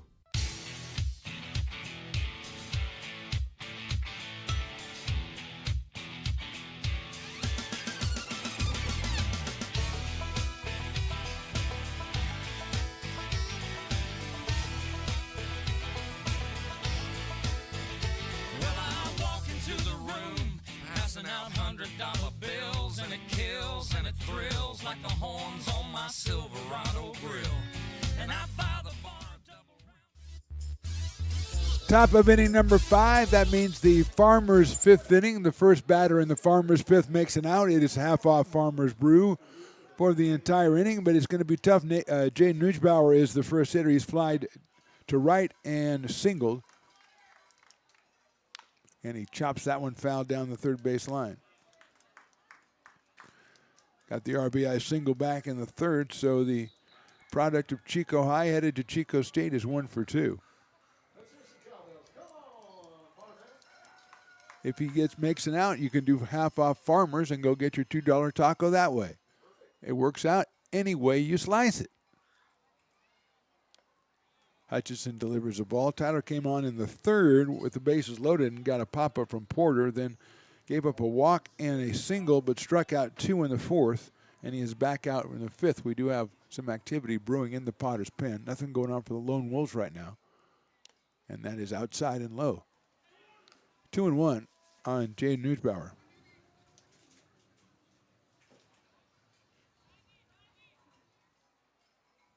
Potters straight away in the outfield. Newsbauer takes inside on a pitch that had a lot of movement on it. Unfortunately, it didn't move over the plate. So it's 3-1. Potters 14-1 on the season.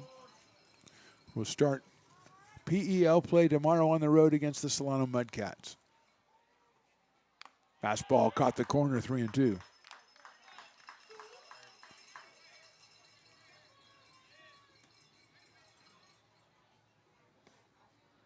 Mudcats have closed it out. They have beaten the West Coast Kings as Newsbauer gets a base on balls. Now, don't worry, though, if you're trying to get 50% off the Farmers. If he gets out at any point around the bases, it still counts. If he's forced out, thrown out, stealing, whatever, that's what happens. As we Mudcats scored 5 in the fourth and 3 in the sixth, so 2 big innings, beating the West Coast Kings 8-2. Mudcats will host our Lincoln Potters tomorrow night. Here's Aiden Robles, who has walked and grounded his second. Shows bunt, bunts at it, but misses. Well, fouls it off, but misses what he intended to do. And it'll be 0-1 on Aiden. Coming to us from Butte Junior College, headed to Reinhardt University, which sounds like it's made up, but I bet it's a real place. Breaking ball inside for a ball.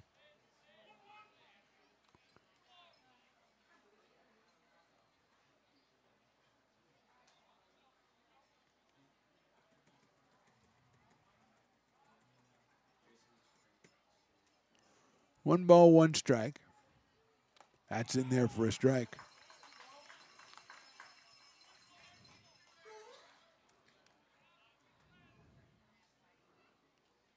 Well, looks like it's a real place, Reinhardt University.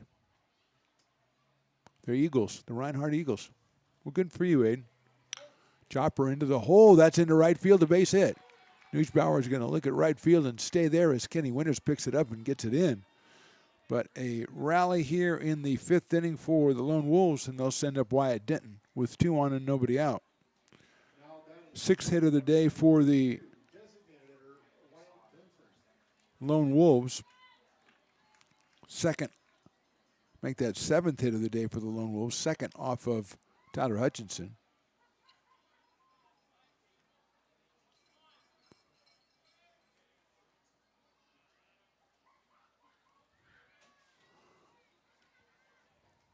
Swing and a miss. Threw it by Denton on that one. 0-1. Wyatt from Las Plumas High headed to Pepperdine, the Waves. It used to be something else. I want to say the Gales, but that was St. Mary's. There was something else. But they're the Waves now. That one is also a strike, 0-2. Tyler Porter to follow, then Jay Patterson.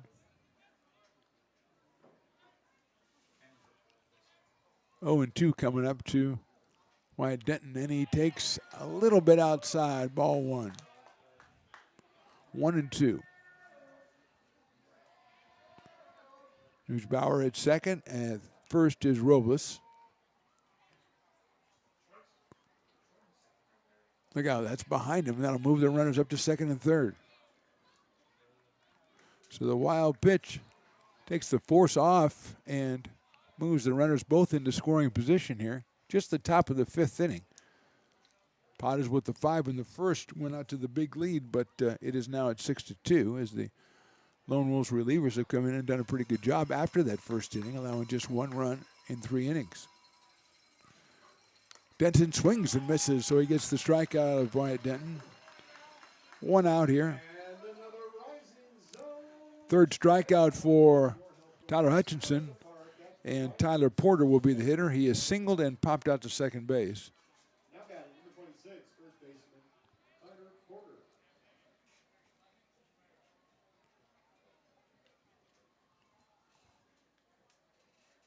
Out of Butte College. Right-handed hitter. Chopper. Russell will handle at second. He's only got one play, and that's it. Oh, we got a balk called, I think, before. I guess he's saying Hutchinson didn't come to a full stop, but the balk was called and the run scores.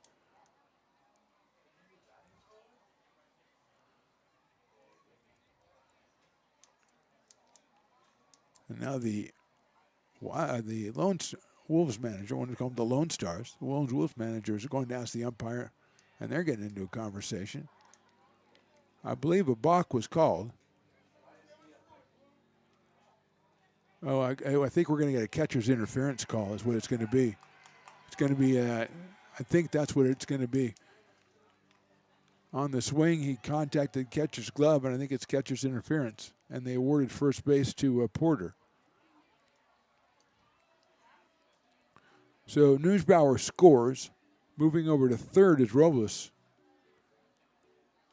Porter is at first. I'm going to give him an RBI for that, although he's probably not supposed to, as Eli Garcia goes out to get some clarification. More importantly, that's a run across the plate for the Lone Wolves, and an out that was recorded is not going to be recorded. So there's still just one out, and now Porter's at first, and over at third is Robles. And coming to the plate, the number 9 hitter, Jay Patterson.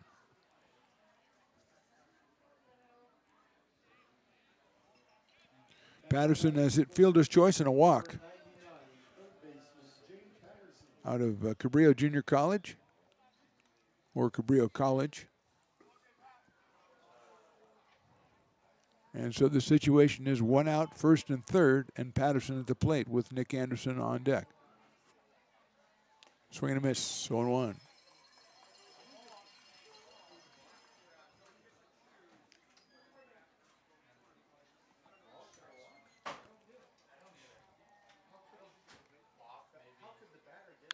High pop-up. Short center field coming on is Russell.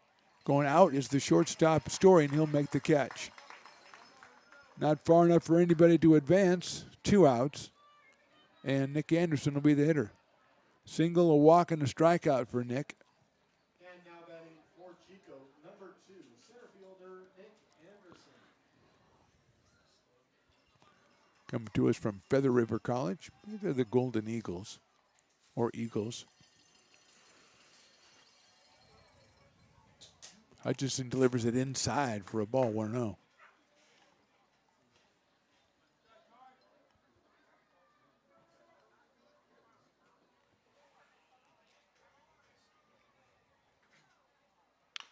Chopper down to third. In the hole there, having trouble getting Anderson across the diamond.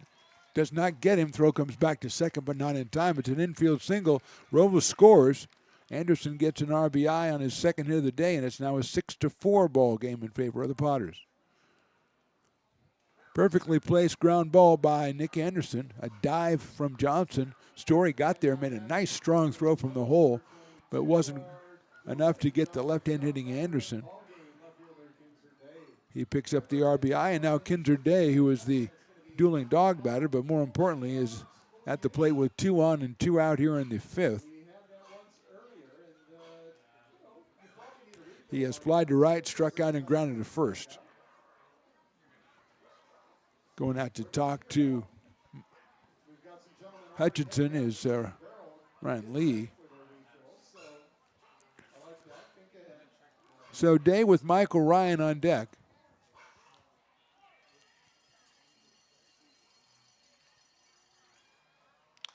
Lifts it down the right field line. It's going to go out of play as the Potters with some activity in their bullpen. That one out there where the parking lot Potters used to be.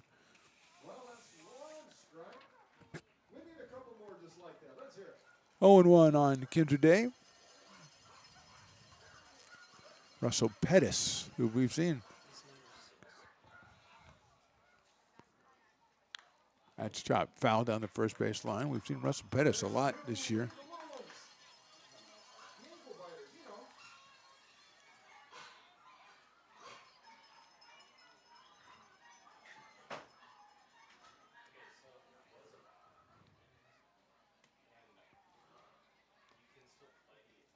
Oh and 2.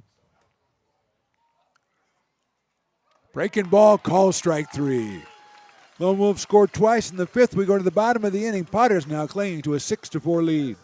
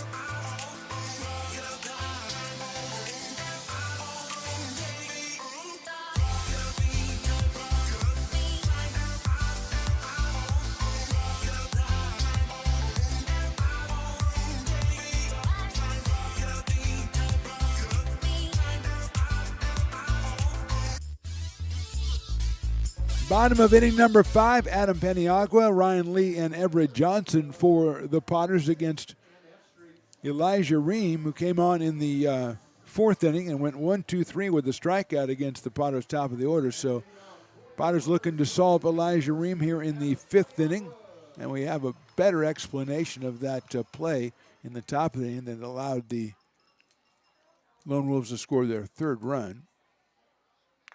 It was a balk, as we thought, but a balk, you can play through a balk, and the fact that the Potters stopped playing and the ball was legged out at first base by Porter, and they just played, and the Wolves took the play, and they got a RBI single. It's that simple. So the Potters heard balk, stopped playing, and the Lone Wolves didn't. Carson gave us that info. Swinging a foul ball into the catcher's glove, so it's 0-2 on Peniagua. 1-2, correction. So that's what happened there, and it's now a 6-4 ball game.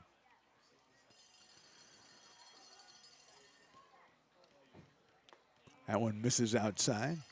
Evens the count up at 2 balls and 2 strikes. Riley, you drop a lot of stuff over there. You drop phones, you drop binoculars, you drop all kinds of stuff. But you're a fine fellow anyway. Popped up, and that'll get out of play. Peniagua out of Phoenix, Arizona. Went to Regis University in Denver, Colorado, and now finds himself in Lincoln, California. So there's a little bit of a triangle symmetry to that. Maybe. Perhaps.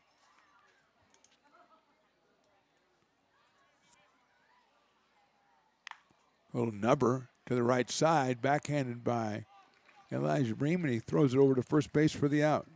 So Ream has retired all 4 he's faced, and now he'll face Ryan Lee, who is an infield single with an RBI attached in the 1st inning, and then struck out looking in the 2nd. Ryan from Sunnyvale, California, and UC Davis, right-handed hitting catcher, making his debut tonight for the Potters.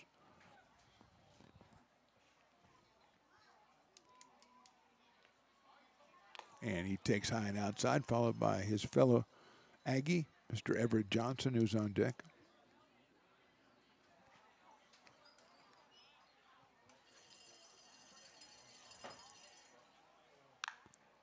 Ground ball foul outside of first. And it'll go down to the Potters bullpen. Potters with right-hander warming up in the pen.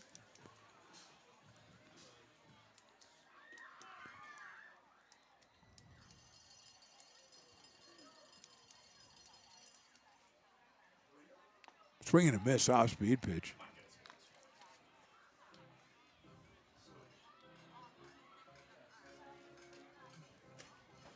Maldonado went the first inning in 2/3, and Hutchison 2 1/3.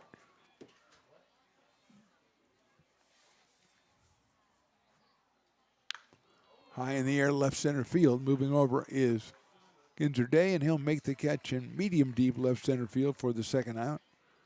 So Elijah Ream is 5 for 5, and Everett Johnson comes up to the plate with a strikeout and a walk to his name in his first game as a Potter.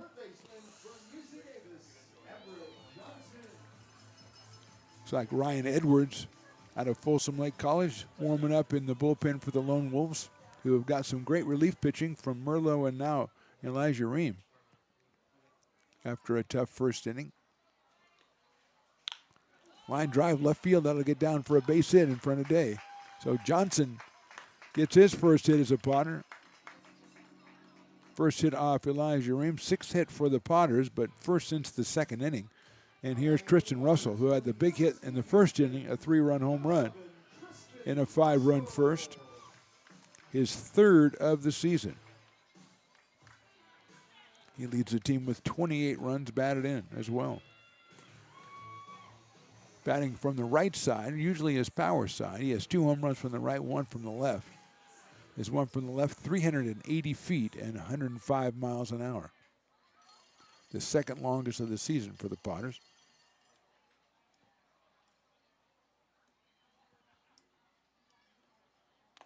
That one finds the strike zone 0-1, 385 for Ty McGraw a couple of days ago. That one also 105 off the bat. So Russell and McGraw head-to-head, RBIs, home runs, velocity, and everything. Swing and a miss. 0-2.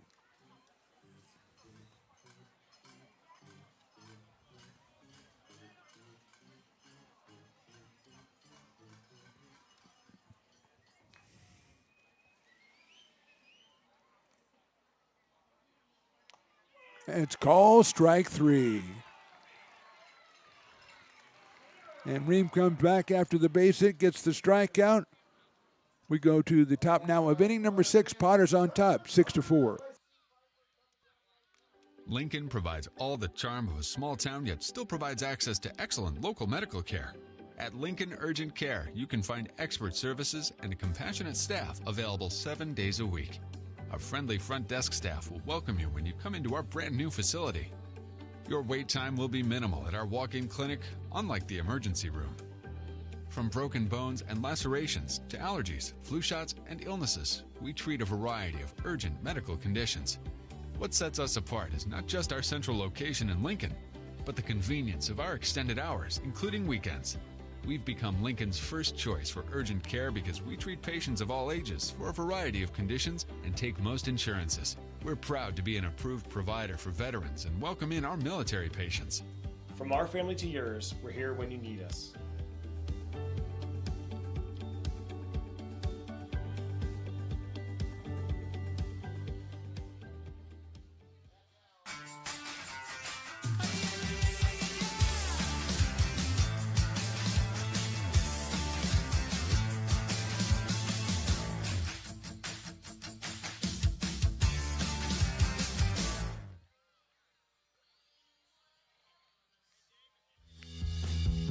If you're in need of a seasoned DUI attorney, contact the law office of Samuel D. Burns Incorporated.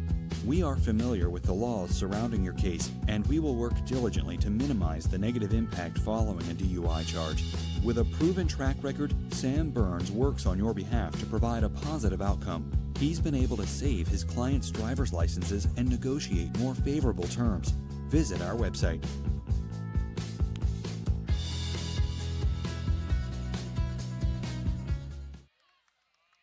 So many local businesses trust Wizix Technology Group when it comes to their office technology. Wizix is a full-service, locally owned company with exceptional service, supplies, and support, which guarantees quick delivery and response times. Copiers, printers, scanners, business phone systems, EV charging, document management, and more. Join the ever-growing list of local... New pitcher in the top of the sixth for the Potters is Russell Pettis, making his sixth appearance, 11 innings pitched, 11 hits, 17 strikeouts, 6 walks, a 4.91 ERA, and he is 0-1 on the season. He'll face Michael Ryan, who is 3 for 3 so far, and he'll hit Michael Ryan, so he'll stay 3 for 3, but he's on base for his 4th time. And that will bring up Zane Denton, the catcher.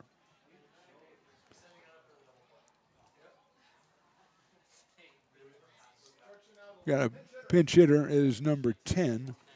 That is going to be Ryan Pearson. So Pearson batting for Denton. So Pearson will bat for Denton, who is 0 for 3 but scored a run. And Pearson comes to us from Butte College. And we would assume, since he's listed as a catcher, he'll be taking over for Zane behind the plate. And he'll take a strike right there from Pettis. 89 from Russell Pettis.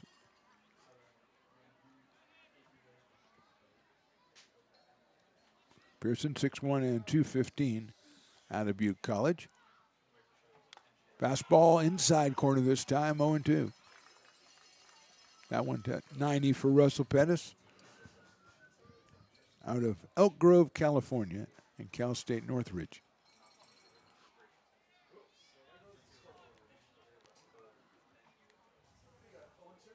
Breaking ball is fouled back. So it's still 0-2 on Pearson as the scoreboard has gone completely dark. I just had a guy come and ask me what the score was because it said 6-2, even though it had 4 runs listed for the other team. And I said, well, there might be trouble in Scoreboard City. And now it's completely gone. That's why we're trying to get that new one, Riley. Pearson hits it sharply on one hop to short, flip to second, over to first. That's a nice 6-4-3 double play. Potters turn it on a Pearson hard shot. Story to Tristan Russell to Ty McGraw, and Jade Nussbauer will be the hitter. He has flied to right, he has singled, he has walked, he has scored once, he has driven and run. So a busy night for the Chico High product, headed to Chico State. He is the shortstop for the Lone Wolves. Pops that one up, but it's foul behind us, which is foul territory. They wouldn't put us in fair territory. The old days, though, when we used to sit outside in the bleachers with just a little umbrella over us, Stones and I, broadcasting to the world. Those were tough. Those were tough days. It was very hot. Chopper out to second base. Russell moves back on it. Tristan to first, and we got ourselves a nice inning for Mr. Russell Pettis. We're at the bottom of 6. Potters still on top, 6-4. This job is the Esplanade at Turkey Creek phases 4 and 5.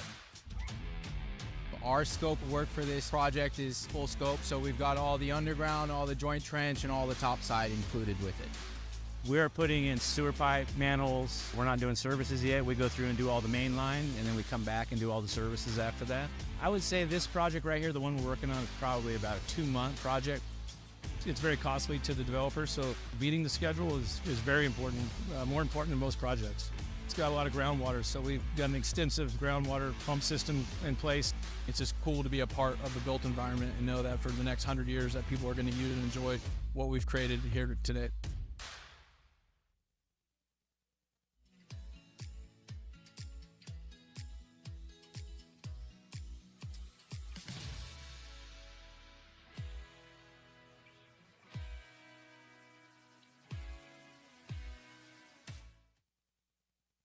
Hi, Bill Evans, President of the Placer County Association of Realtors. We're in the store, our conference facilities, an amazing team that helps us keep together an amazing organization.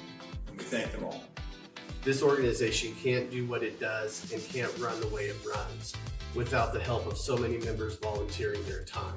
The success of the Placer County Association of Realtors is largely dependent on our active volunteer members to help our organization and industry. The work of our committees greatly impacts our ability to champion efforts across the board and giving back to the Placer County community wherever we can. Like all service organizations, I wanted to serve. And getting involved with the affiliate committee was the perfect way to do that. I love being able to serve my community with my business friends and other leaders and give back to those who are in need. The thing I love about the PCAR committees is they all work toward the same goal of bringing the community together to support those in need in our surrounding area. I instantly came to the meeting and had a wonderful time, felt like I was a part of something bigger, and it was just the start of my leadership journey.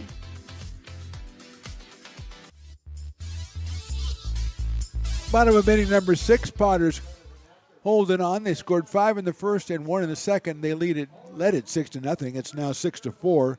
Ty Russell, Kenneth Winters, and Ethan Liao will be the hitters, and the new pitcher is Ryan Edwards, the right-hander out of Folsom Lake College. As Elijah Ream, 2 innings, 1 hit, and he struck out 2, and he was very good out there. And combined, after the first inning when they gave up 5 runs, Merlot and Ream, 4 innings pitched, 3 hits, 1 run, 5 strikeouts, and just 1 walk. So good work by the middle relief of the Lone Wolves, and that's a chopper out to shortstop. Neusbauer bobbles it, picks it up, throws. It's going to be too late. It'll be an error on the shortstop, and Ty Russell reaches to open up the bottom of the 6th. That is the 3rd error for the Lone Wolves, and Kenneth Winters will be the hitter. He has fielder's choice and grounded into a double play, so Kenny is 0 for 2 so far tonight.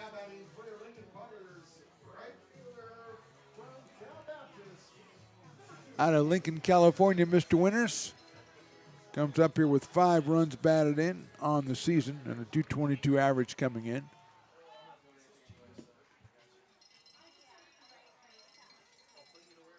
Fastball is high and inside. A 1-0.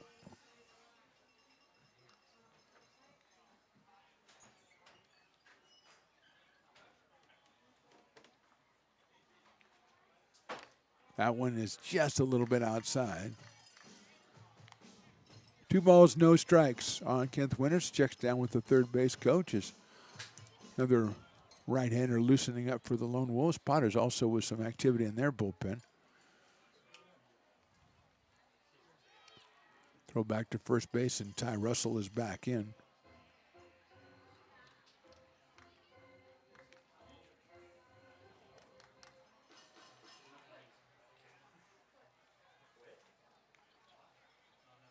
Fouled back to the screen by Winters. Fastball at 85 from Ryan Edwards. Chase Buck, 6'3", number 88, is warming up in the bullpen. He has his year is open, his college is open, and his commitments are open. So he's open, you know. Breaking ball misses. 3-1 on Kenneth Winters.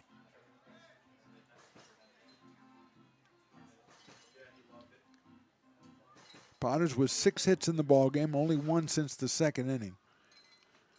As they scored all the runs in the first 2. And a swing and a miss by Winters on a nice fastball from Edwards, right around 85 miles an hour. But it got up there pretty quickly, and Winters was behind it, full count coming up to the Potters right fielder. See if Russell's going on the 3-2. He is not, and it's lying down the right field line out of play. Right over the top of all the Potters in the bullpen, some of them not really doing much.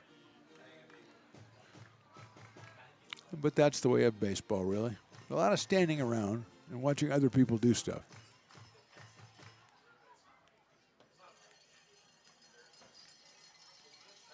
(3-2) coming up again. Breaking ball is swung on and missed. Beautiful location right there by Edwards. And Winters is down on strikes for the first out here in the 6th, and Ethan Liao is your hitter. Flied to right, walked and scored, grounded to first for Ethan. Came out of Dublin, California, hitting .355 coming in, scored his 13th run of the summer back in the 2nd inning.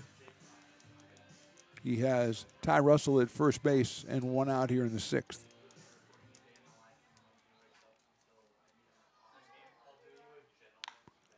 Slow chopper up the middle. Nussbauer steps on second over to first. Double play.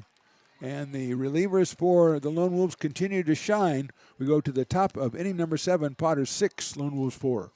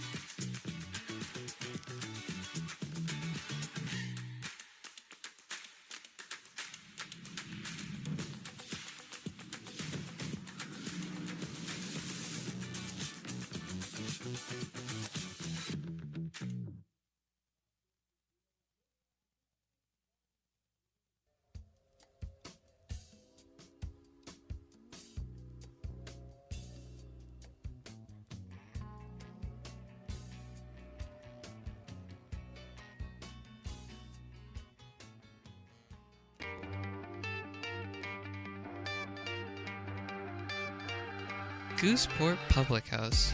We have sports on 10 big screen TVs, 23 beer taps with classics and crafts, a full bar with creative craft mixed drinks, live music, and most importantly, great fresh food. In downtown Roseville off Vernon Street. Only 15 minutes from the ballpark. See ya at Gooseport.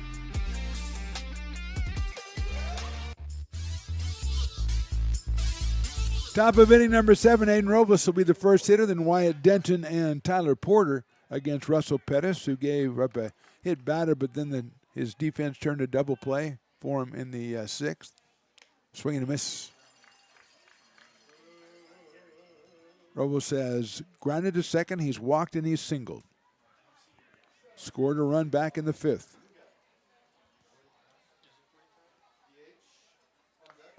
There is a ball. It's like Luke Henderson has come out to bat for Wyatt Denton, the DH spot for the Lone Wolves. There's a beautiful off-speed pitch for a strike. 1-2.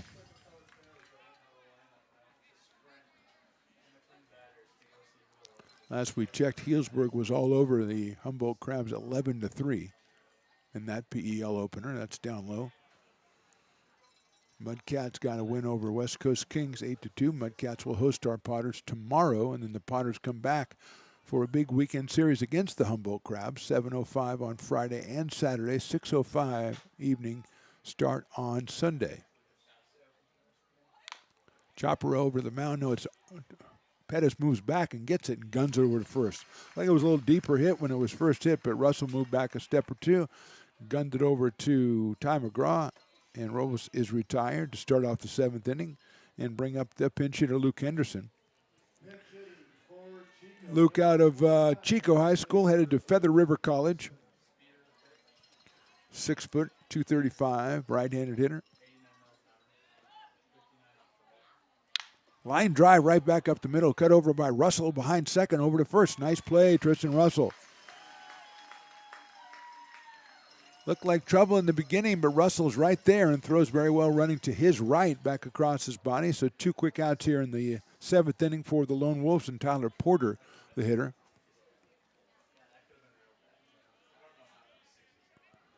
Porter out of Butte College has singled twice and has an RBI, and he's popped out. He was the guy at the plate when the balk was called, and he hit a ground ball and ran it out, and they took the play, which they're totally allowed to do, and that ball is down low, 1-0.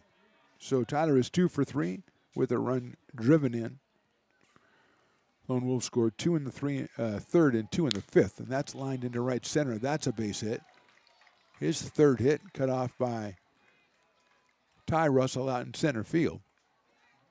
Throw in the infield, gets away, and he'll go to second base.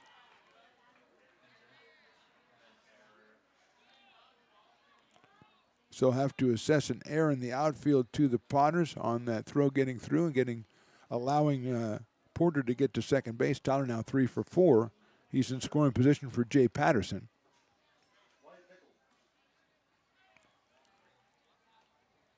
hitting for Chico, number 16. So number 16, Wyatt Bickle will be the hitter out of Santa Barbara Junior College.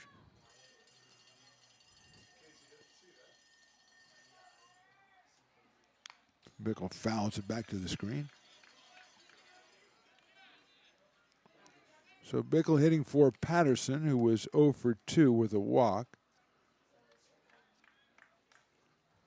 Porter is at second base with 2 outs here in the 7th. Fastball sails high. It's 2-0. Make it 1-1. I was distracted by your pizza, Riley. I somehow knew you were going to get around to pizza. Doesn't matter the road you get there through the dogs or whatever, but you're going to get your pizza. Line drive in the hole, base hit left field. Porter's going to stop at third. Now he's going to take off as the ball was bobbled, and he'll score.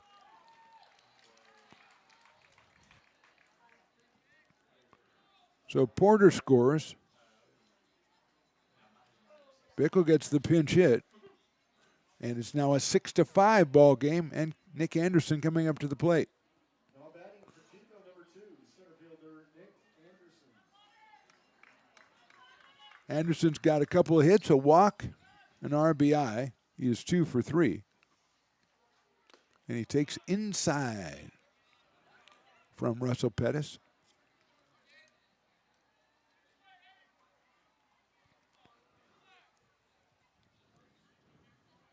Kinzer Day on deck. Outside, 2-0. Maldonado started, went 2 2/3, gave up 5 hits and 2 runs. Hutchinson 2 1/3, 4 hits, 2 runs. Now Pettis working his second inning. He's given up 2 hits and a run in this inning. And he falls down as he's trying to throw it. Hopefully he's okay. He got it toward the plate, so there was no balk or anything, but he just fell down trying to deliver the ball. Good block behind the plate by Ryan Lee, but good job by Pettis to get that ball out. And it's now 3 balls and no strikes.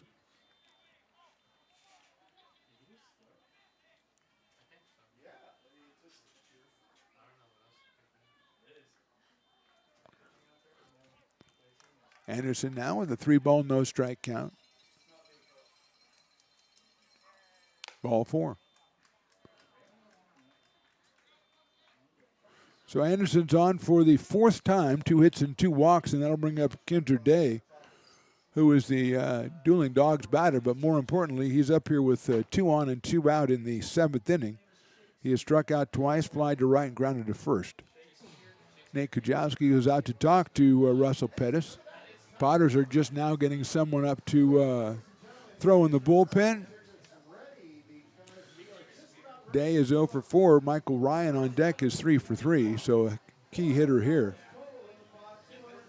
Looks like Shakespeare Taylor is going to come up and bat for Kinzer Day. So Taylor will bat for Day. Taylor out of Shasta High School. Hopefully he is uncommitted on college. Hopefully he'll go to Bard College, but that's just for me. And Taylor...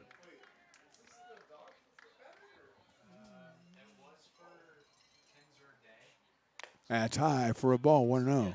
Shakespeare takes over as the last dueling dog batter of the day because it's the 7th inning and we're still doing it.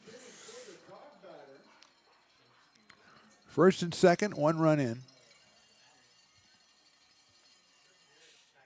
Takes it, it is a strike. Bickle at second, Anderson at first. It's a 6-5 score here. We are in the top of the 7th inning. Shakespeare Taylor with a swing and a miss.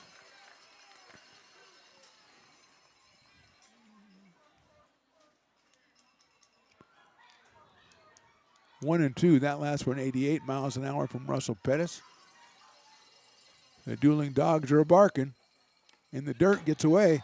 It's a wild pitch. It's going to roll down the third base line. Pettis comes in to cover the plate as Bickle moves to third, and moving to second is Nick Anderson. A 2-ball, 2-strike count, and now the potential go-ahead run is in scoring position.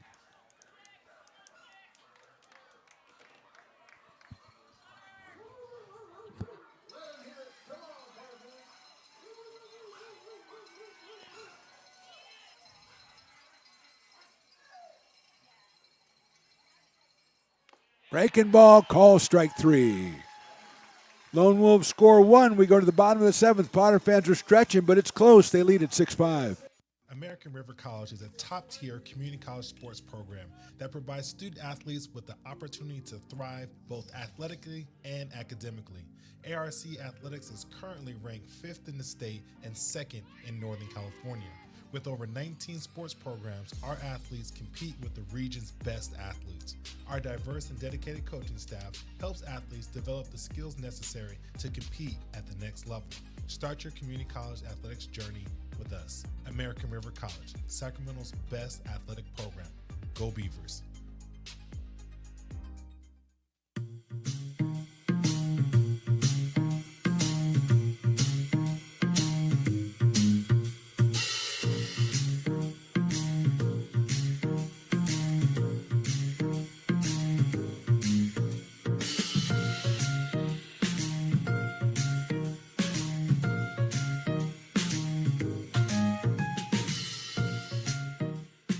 I'm Bill Spear, North Valley president of 5 Star Bank.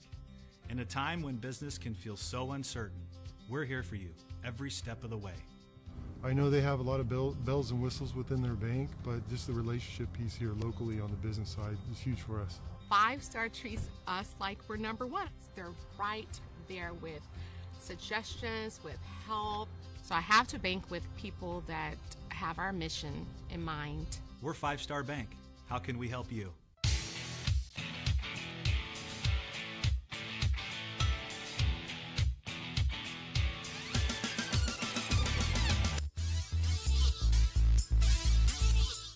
Bottom of inning number 7. A new battery for the Chico Lone Wolves. Ryan Pearson is in at catcher, and on the mound is Jace Buck, 6'3", 250 pounds. He will face Zach Story. Not Jack Story, although that's a good name too. Story bunts it down the third baseline foul, and then Ty McGraw and Adam Paniagua. Ryan Edwards, 1 inning, gave up no hits and no runs. Struck out 1. So the Lone Wolves relievers sharply hit and fouled down the third baseline. Since the first inning, the 5 innings since.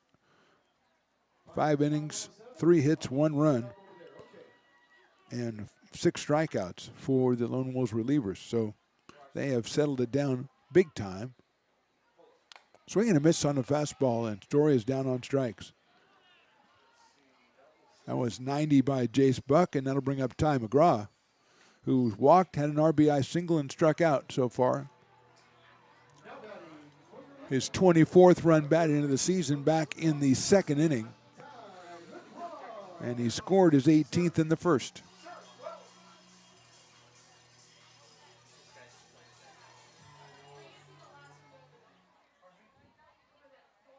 McGraw lines one foul down the first base line on top of the kiln down there. 0-1. Adam Paniagua to follow Ty McGraw here in the 7th.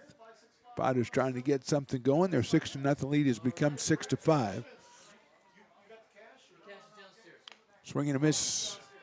Held it into the catcher's glove to be more accurate. 0-2.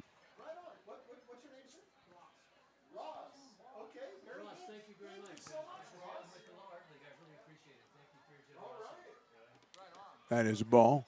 Looks like the 50-50 guy donated it back to the seller, so that was tremendous work by him.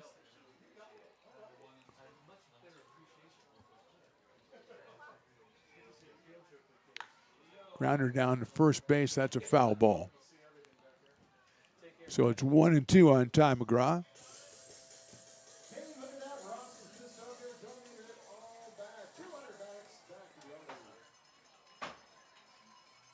The people that donate back the 50-50 winnings are the finest human beings in the world, Riley.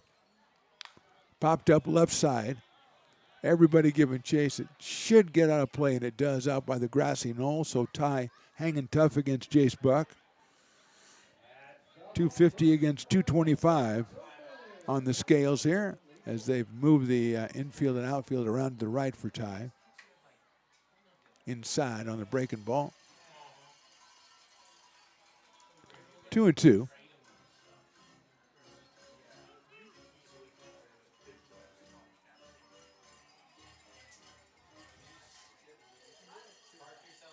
Fastball misses. Good looking pitch, just a little high.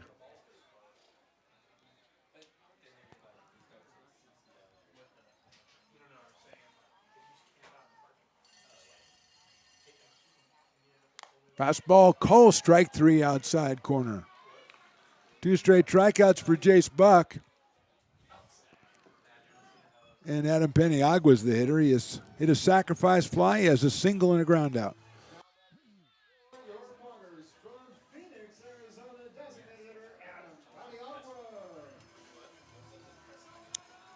Adam out of Phoenix, Arizona, takes the ball.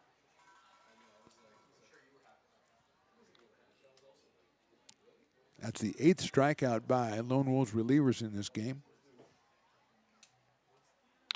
Peniagua, it's a line drive over shortstop into left field, a base hit. Cutting it off in left field is Taylor. And Adam is now 2-for-3. Just the second hit since the second inning for the Potters, and Ryan Lee will be the hitter. He's singled, driven in a run in the first, struck out in the second, and then fly to left in the 5th inning. 7th hit overall for Lincoln.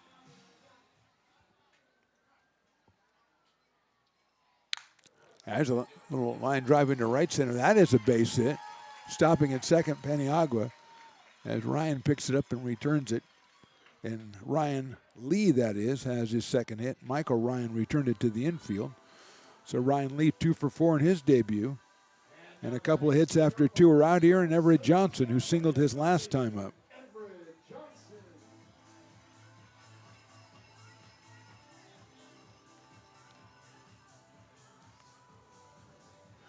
Everett Johnson from Sonoma, California, and UC Davis, like his teammates Story and Lee, up here with a chance to do some damage with 2 outs. Fastball misses the corner, 1-0.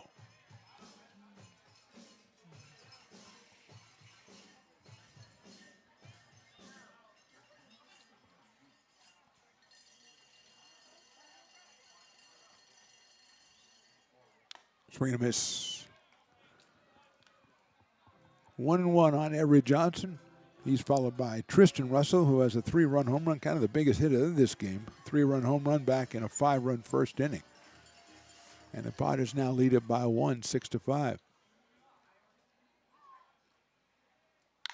Chopped down to third, handled over at third by Patterson, and he steps on the bag for the out, and that is the end of the inning. So we go to the 8th inning. Potters don't score in the 7th. It's 6-5 Lincoln.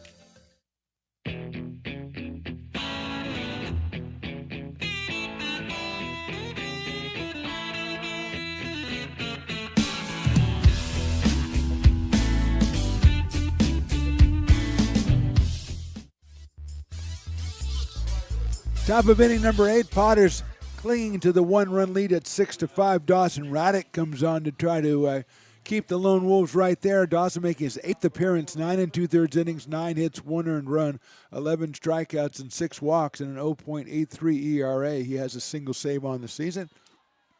And he delivers down low to Michael Ryan, who has 3 singles and has been hit by a pitch. So he's been on base all 4 times. Out of Folsom Lake College, headed to Cal State San Marcos. Chops it foul back to the screen. Correction on that last play back in the bottom of the 7th. That's Bickle over at third base. Wyatt Bickle who made the play, not Patterson. Bickle came on for Patterson, batted for him, had a single, and is taken over at third base. There's a chopper, going to be a tough play. Raddick has it to first, and he got him. Good job by Raddick, who had to go a little bit more up top to release that one. The Submariner gets him at first base for the first out in the 8th inning, and Ryan is now 3 for 4. And here is the catcher, Ryan Pearson, who came in the 6th inning, hit a sharp grounder to shortstop, which the Potters turned into a double play.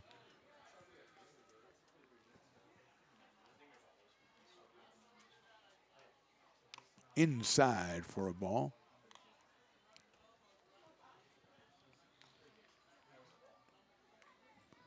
Pearson from Butte College, now behind the plate for the Lone Wolves, and he takes a ball, 2-0. Jaden Newsbauer, the shortstop, on deck.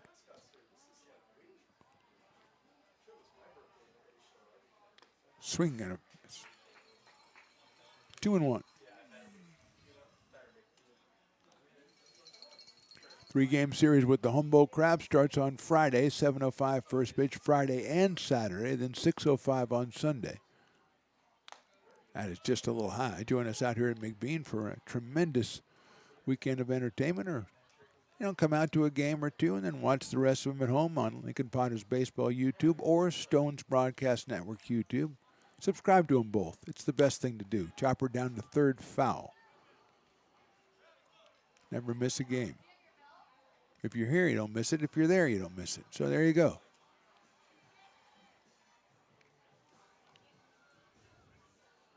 Three and 2 on Ryan Pearson.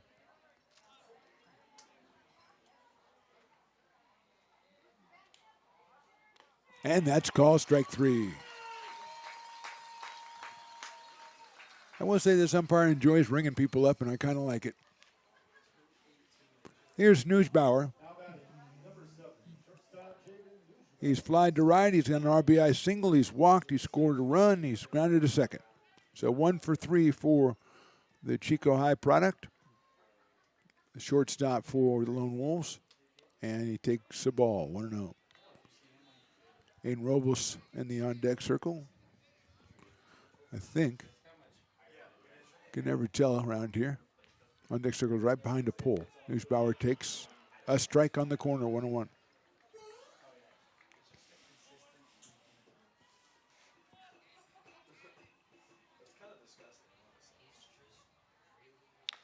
Chopper down the first base line. That is foul.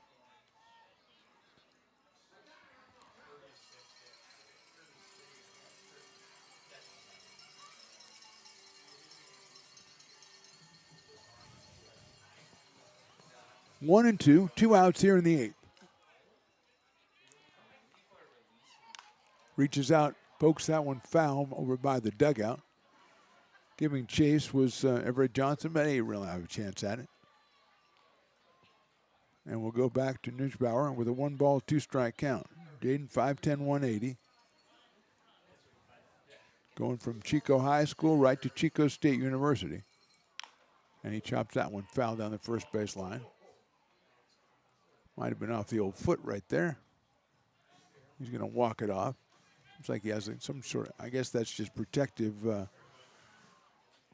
shin guard, ankle guard. Looks like he has a walking boot on. That's probably the same thing.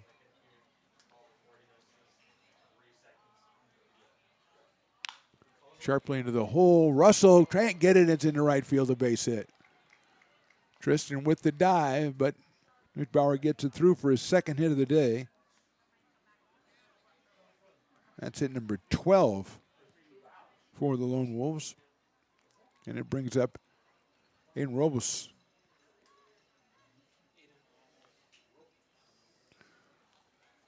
So Robles, who has got a walk and a hit, and he's grounded out twice, so 1 for 3. He scored a run. That was back in the 5th inning. He's got Neusbauer at first and 2 outs here in the 8th. Dawson Raddick.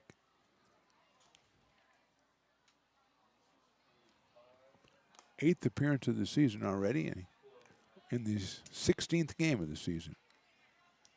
There must be some sort of mathematical formula to figure out what percentage that is, but it's just beyond me right now. 1-0. Swing and a miss. Good pitch by Dawson. 1-1. Dawson, we should mention, is from Gretna, Nebraska, which I think is in northeastern Nebraska.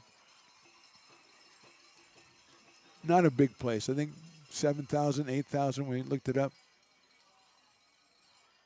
That is on the corner, strike 2. 1-2 on Robles.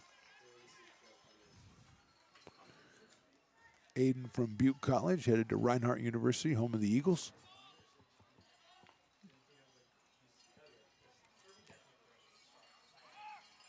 There goes the runner, swings and misses, and strikes out. Almost like you're trying to protect the runner, but it's the 3rd strike. Second strikeout for Raddick. We're to the bottom of the 8th. Potter's still on top, 6-5.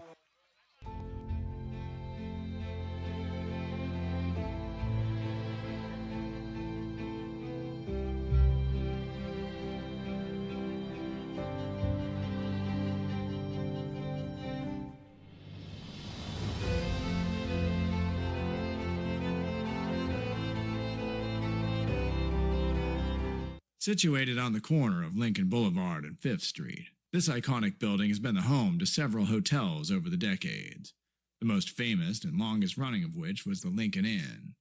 Having undergone several renovations and architectural changes, this building is the current home of Old Town Pizza, which boasts not 1 but 2 floors for your dining enjoyment, including open-air seating on the roof. Stop in for a slice today. Or stop by the Lincoln Museum to see the 300-pound cash register that used to adorn the front desk of the Lincoln Inn. For more great history, visit the Lincoln Area Archives Museum and, by appointment only, take their free walking tour of historic downtown Lincoln. When it comes to your home's maintenance and repairs, Jeffers Resource Group has you covered. Our handyman services offer a comprehensive range of expertise, from minor carpentry to drywall, electrical and flooring for property managers, landlords, and renters alike. We ensure that every job is completed to the highest standards, so you can have peace of mind. Contact us today to discover how Jeffers Resource Group can help keep your home in top shape.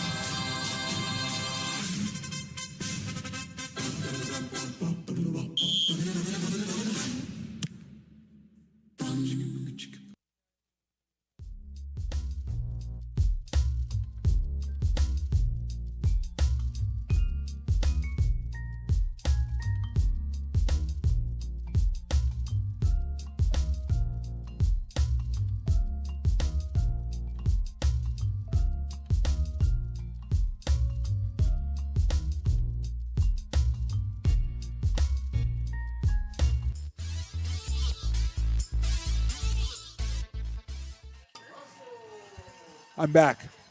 And so is Tristan Russell at the plate against the new pitcher Jordan Riley out of Butte College for the Chico Lone Wolves. And he throws it on the wrong side of Tristan. So that's a ball. Russell with the big hit of the game, a 3-run home run back in the first, and he reached on an error and struck out, so he is 1 for 3. But again, that was the big hit of the game in a 6-5 ball game.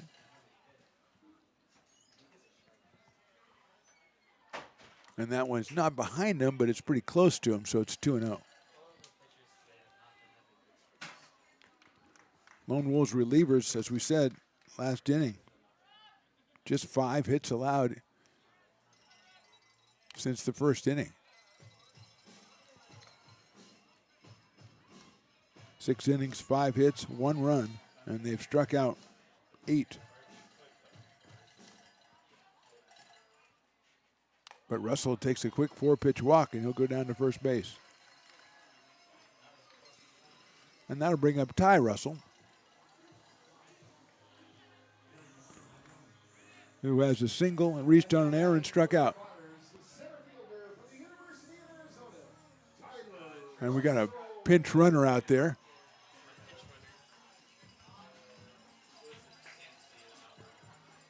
We'll be endeavoring to get that number to you.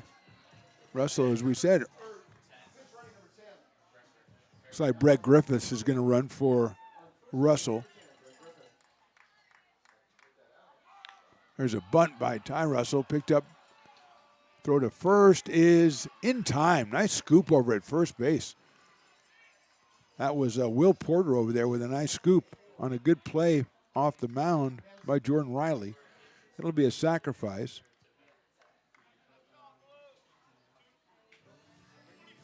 Going to second is Griffiths.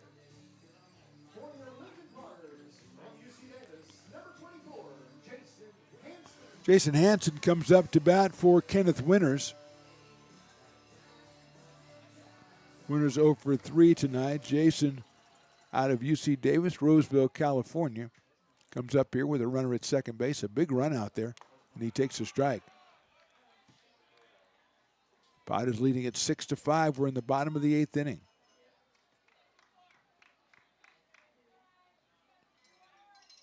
Hansen at .258 on the season.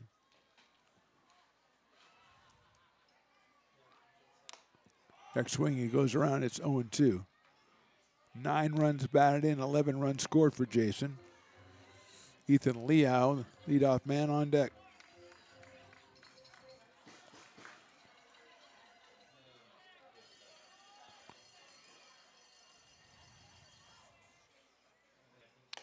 That's high for a ball.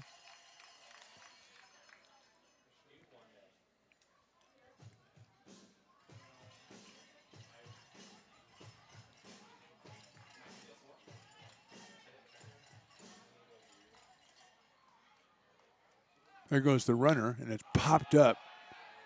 Gonna have to go all the way back is Griffiths as the shortstop is in short left center field. Nussbauer with the catch, and Brett gets back to second base.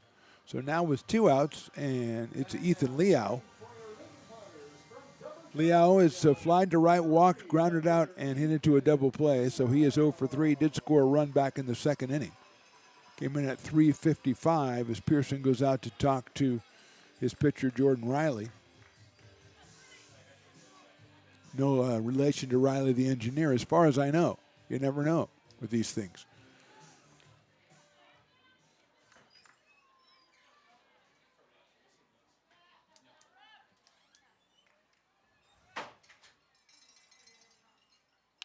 Fastball misses high.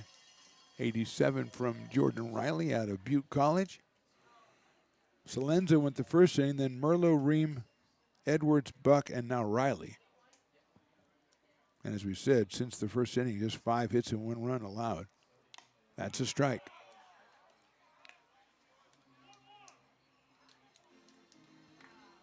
(1-1), or as the scoreboard had 0-3.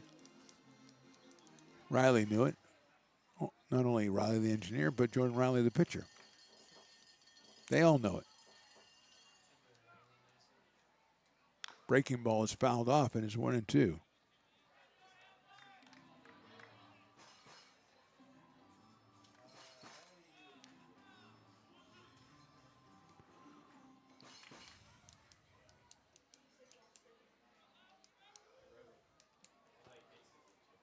Griffiths, the pitch runner, down at second base. Getting a pretty nice lead there. Leo takes high, 2-2.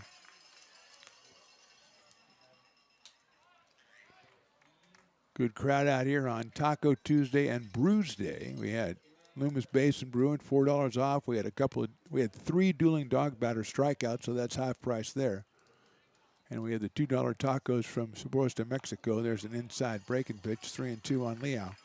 Zach Story on deck.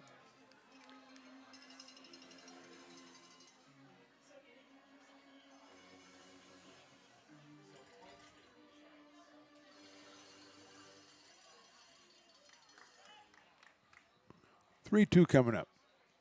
Popped up, foul, trying to get out of play. Will Porter chases it. It will be out of play. Make that Tyler Porter. Will Porter, someone I just made up. But it sounds like a pretty cool guy.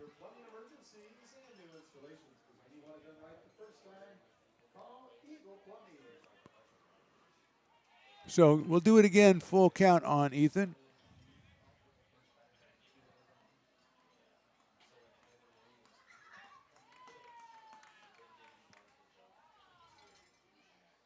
Line drive into right field. That's a base hit. Coming around third is Griffith. Ball picked up in right. The throw to the plate's a gun. Griffith slides in. He's safe. As Pearson couldn't handle the throw from right field from Mike Ryan. Big RBI single for Ethan Liao. And the Potters lead it 7-5.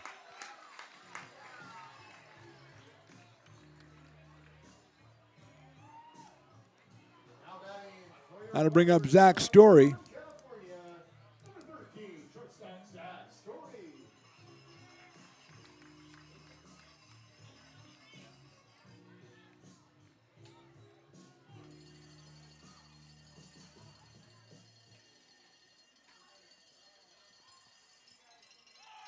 There goes the runner. The throw to second base is going to be on a couple of hops, and safe at second base is Ethan Liao. And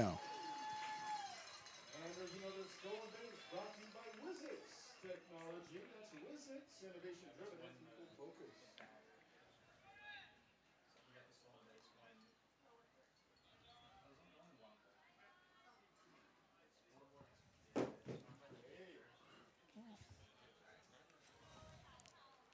Story hits it sharply, but hits it foul. He's done that a couple of times, right down the third base line. It's 1-1 on Zach, who has walked, flied to right, popped to short, and struck out. He scored a run way back in the first inning when the Potters scored 5 times. One in the second, and just now scored the next run. That was in the bottom of the 8th. Breaking ball misses inside, 2-1. Ty McGraw on deck.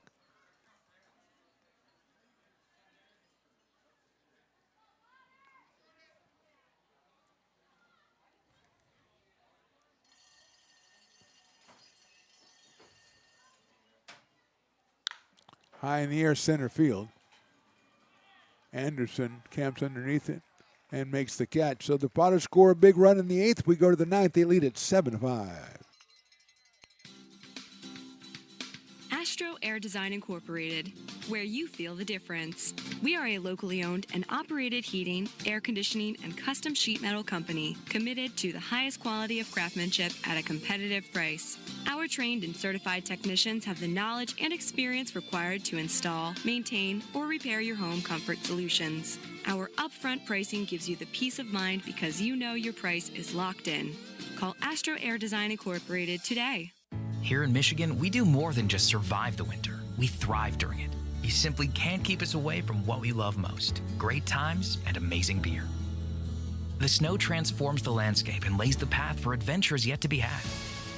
Trails ready to be explored, and freshly groomed hills ready for the first run of the day.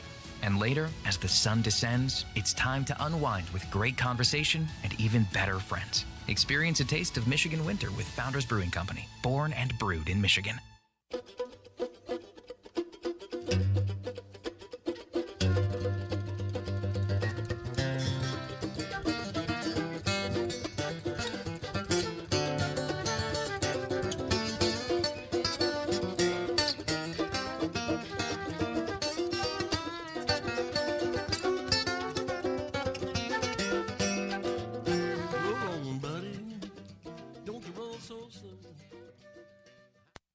Being a laborer means everything. It was what took care of me when I was growing up. It's what takes care of me now.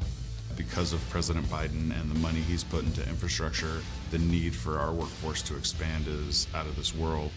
When our members are able to go to work on these big projects that are funded by Biden's economic investments, it means continued growth in their wages, in their pensions, and their health benefits. It means they're going to be able to take care of their families.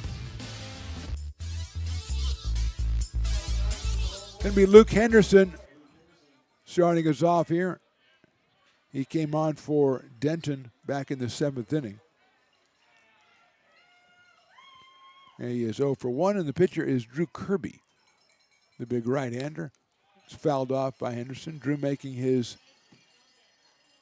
5th appearance, 4 innings, 2 hits, 1 run, 7 strikeouts, 2 walks, and a 2.25 ERA.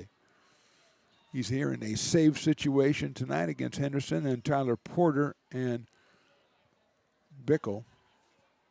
Wyatt Bickle is next. That's popped up right side, giving a lot of chase in right field, and it's a foul ball and a nice catch out there in right field. That's going to be Jason Hansen, I believe, in right field, who batted for Winners.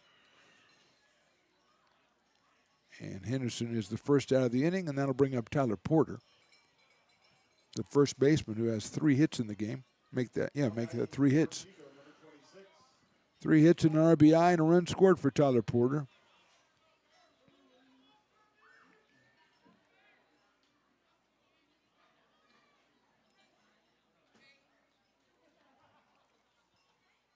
Kirby with the pitch in there for a strike. Drew out of Cookeville, Tennessee. And he is ahead 0-1 on Tyler Porter.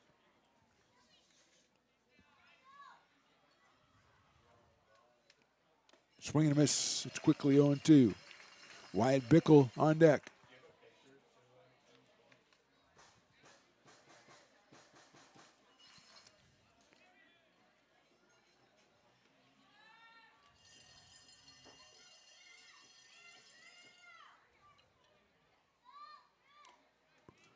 Outside, 1-2.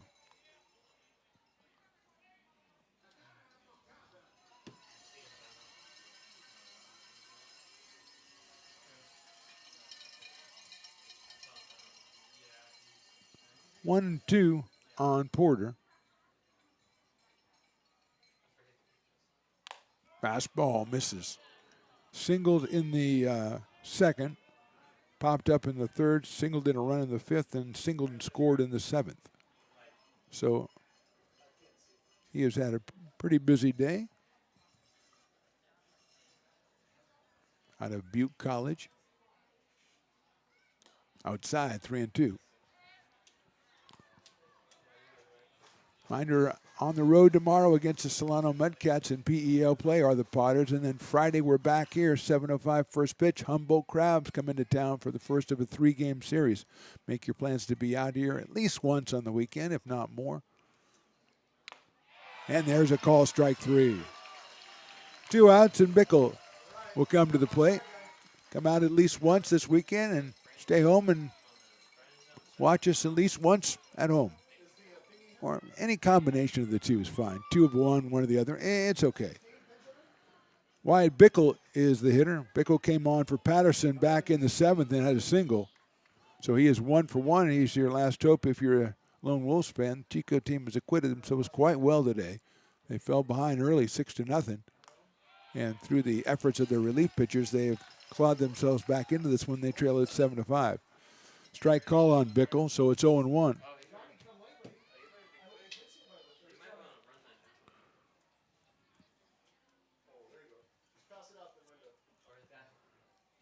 0-1 on Wyatt Bickle. Fly ball right field. Hansen underneath it.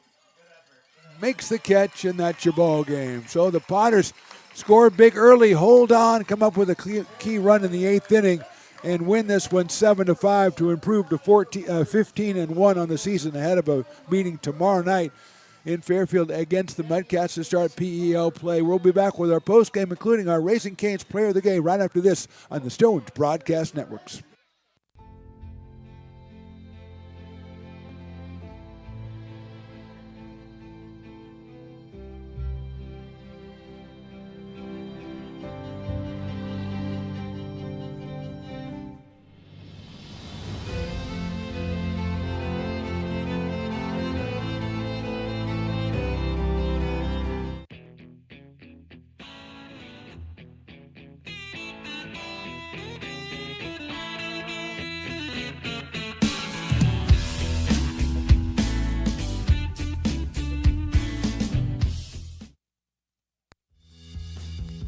If you're in need of a seasoned DUI attorney, contact the law office of Samuel D. Burns Incorporated. We are familiar with the laws surrounding your case, and we will work diligently to minimize the negative impact following a DUI charge. With a proven track record, Sam Burns works on your behalf to provide a positive outcome. He's been able to save his clients' driver's licenses and negotiate more favorable terms. Visit our website.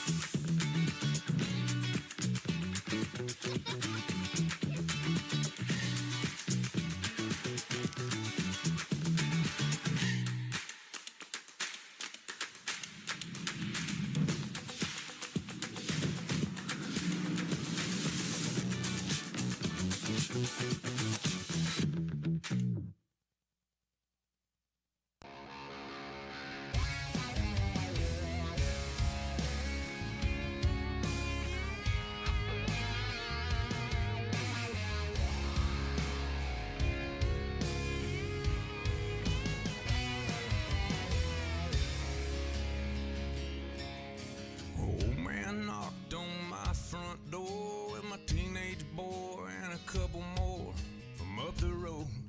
He had him by the collar, said he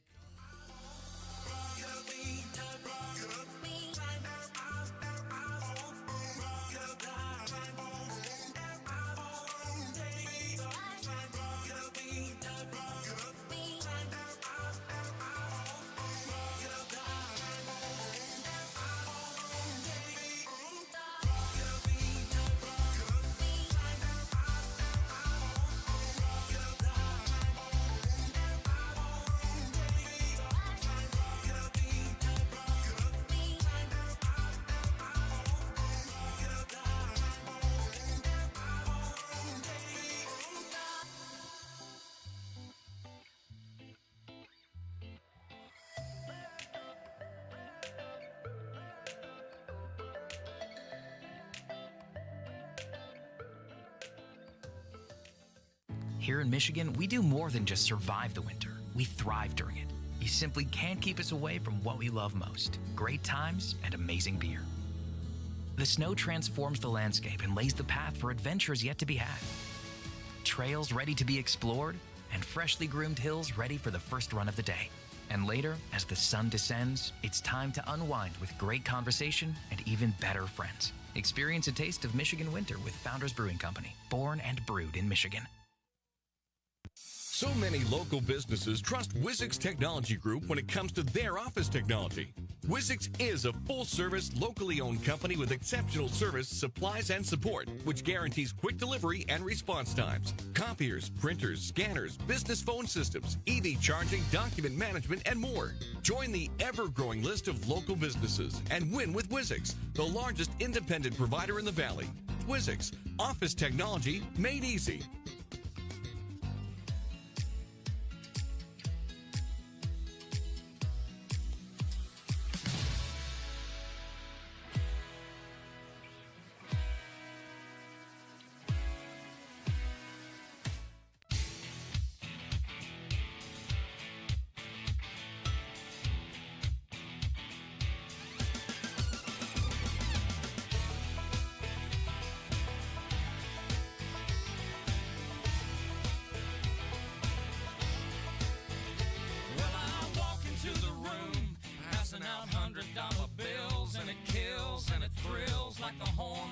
Silverado grill, and I buy the bar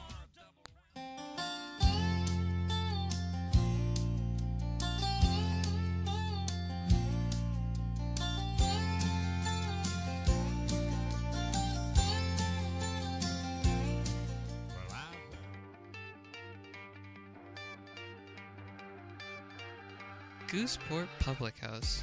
We have sports on 10 big screen TVs, 23 beer taps with classics and crafts, a full bar with creative craft mixed drinks, live music, and most importantly, great fresh food in downtown Roseville off Vernon Street.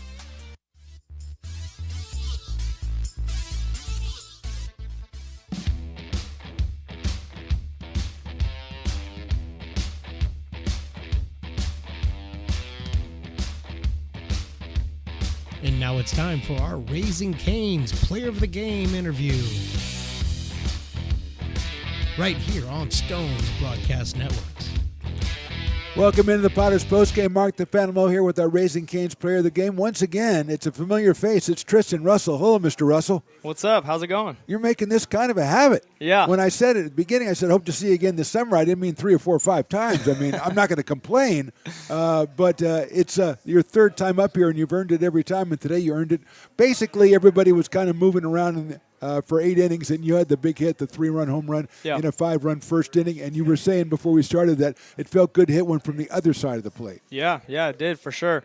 You know, got the first two from the right side, and now getting one from the left side. Just had to prove I could do it, so it felt good.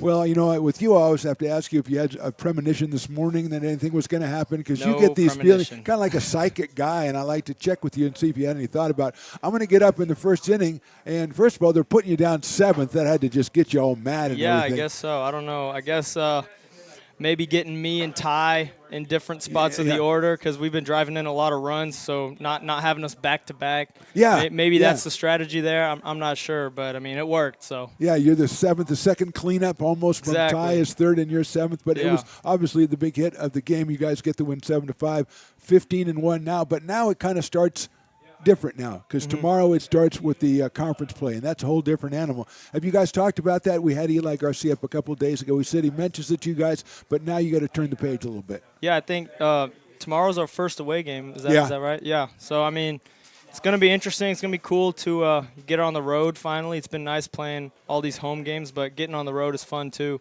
And, you know, at the end of the day, just got to keep doing what we've been doing. We've been winning a lot of games, so hopefully we can keep that going and start off on the right foot in conference play. So you've been doing great from the average standpoint, from the home run standpoint. You have 3, Ty has 2. What is more surprising to you, maybe neither one is, the fact that you have 3 home runs or the fact that your average is up over 400?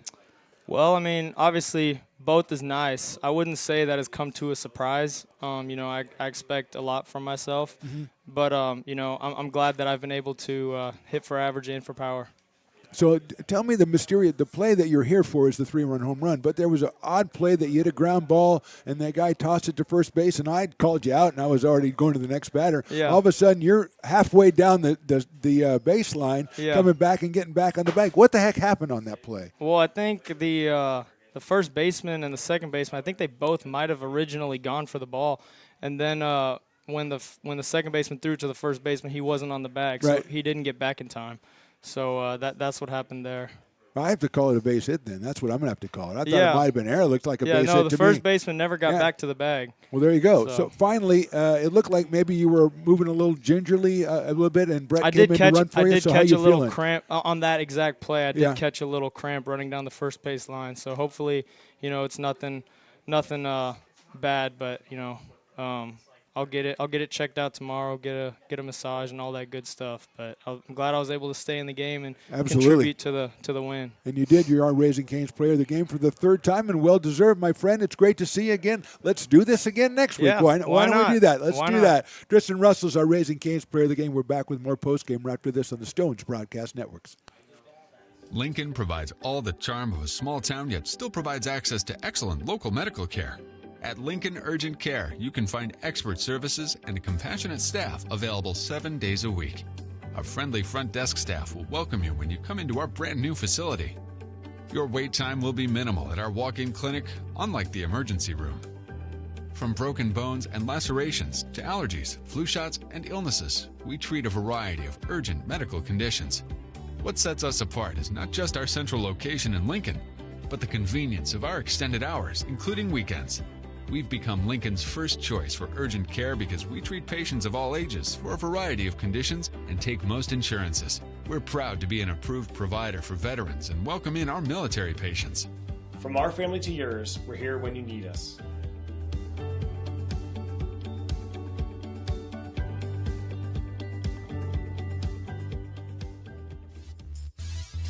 Back on the Potters postgame, our thanks to our Raising Cane's player of the game, Tristan Russell. A big 3-run home run, his third home run of the season, and his farthest home run of the season, 380 feet to right field. Potters win this one 7-5, and now I think what Tristan was talking about was very interesting. He said, we got to get out on the road. That's our first road game. Kind of looking forward to that. Got to turn the page now. We go to PEL play. Tomorrow they go take on the Mudcats down in Fairfield, and then back here over the weekend with the tough Humboldt Crabs coming in. Humboldt broke into the season today. They are on the short end of the stick up in Hillsburg against the Prune Packers. So our final score, Potters 7, the Lone Wolves 5. We are back in action here on Friday, 7:05, against the Humboldt Crabs. For Mark the Phantom Lowe, Rye the engineer, Carson is the intern coordinator, Willie Preston's the best in the business, and everybody else, we say thanks for watching. We'll see you next time.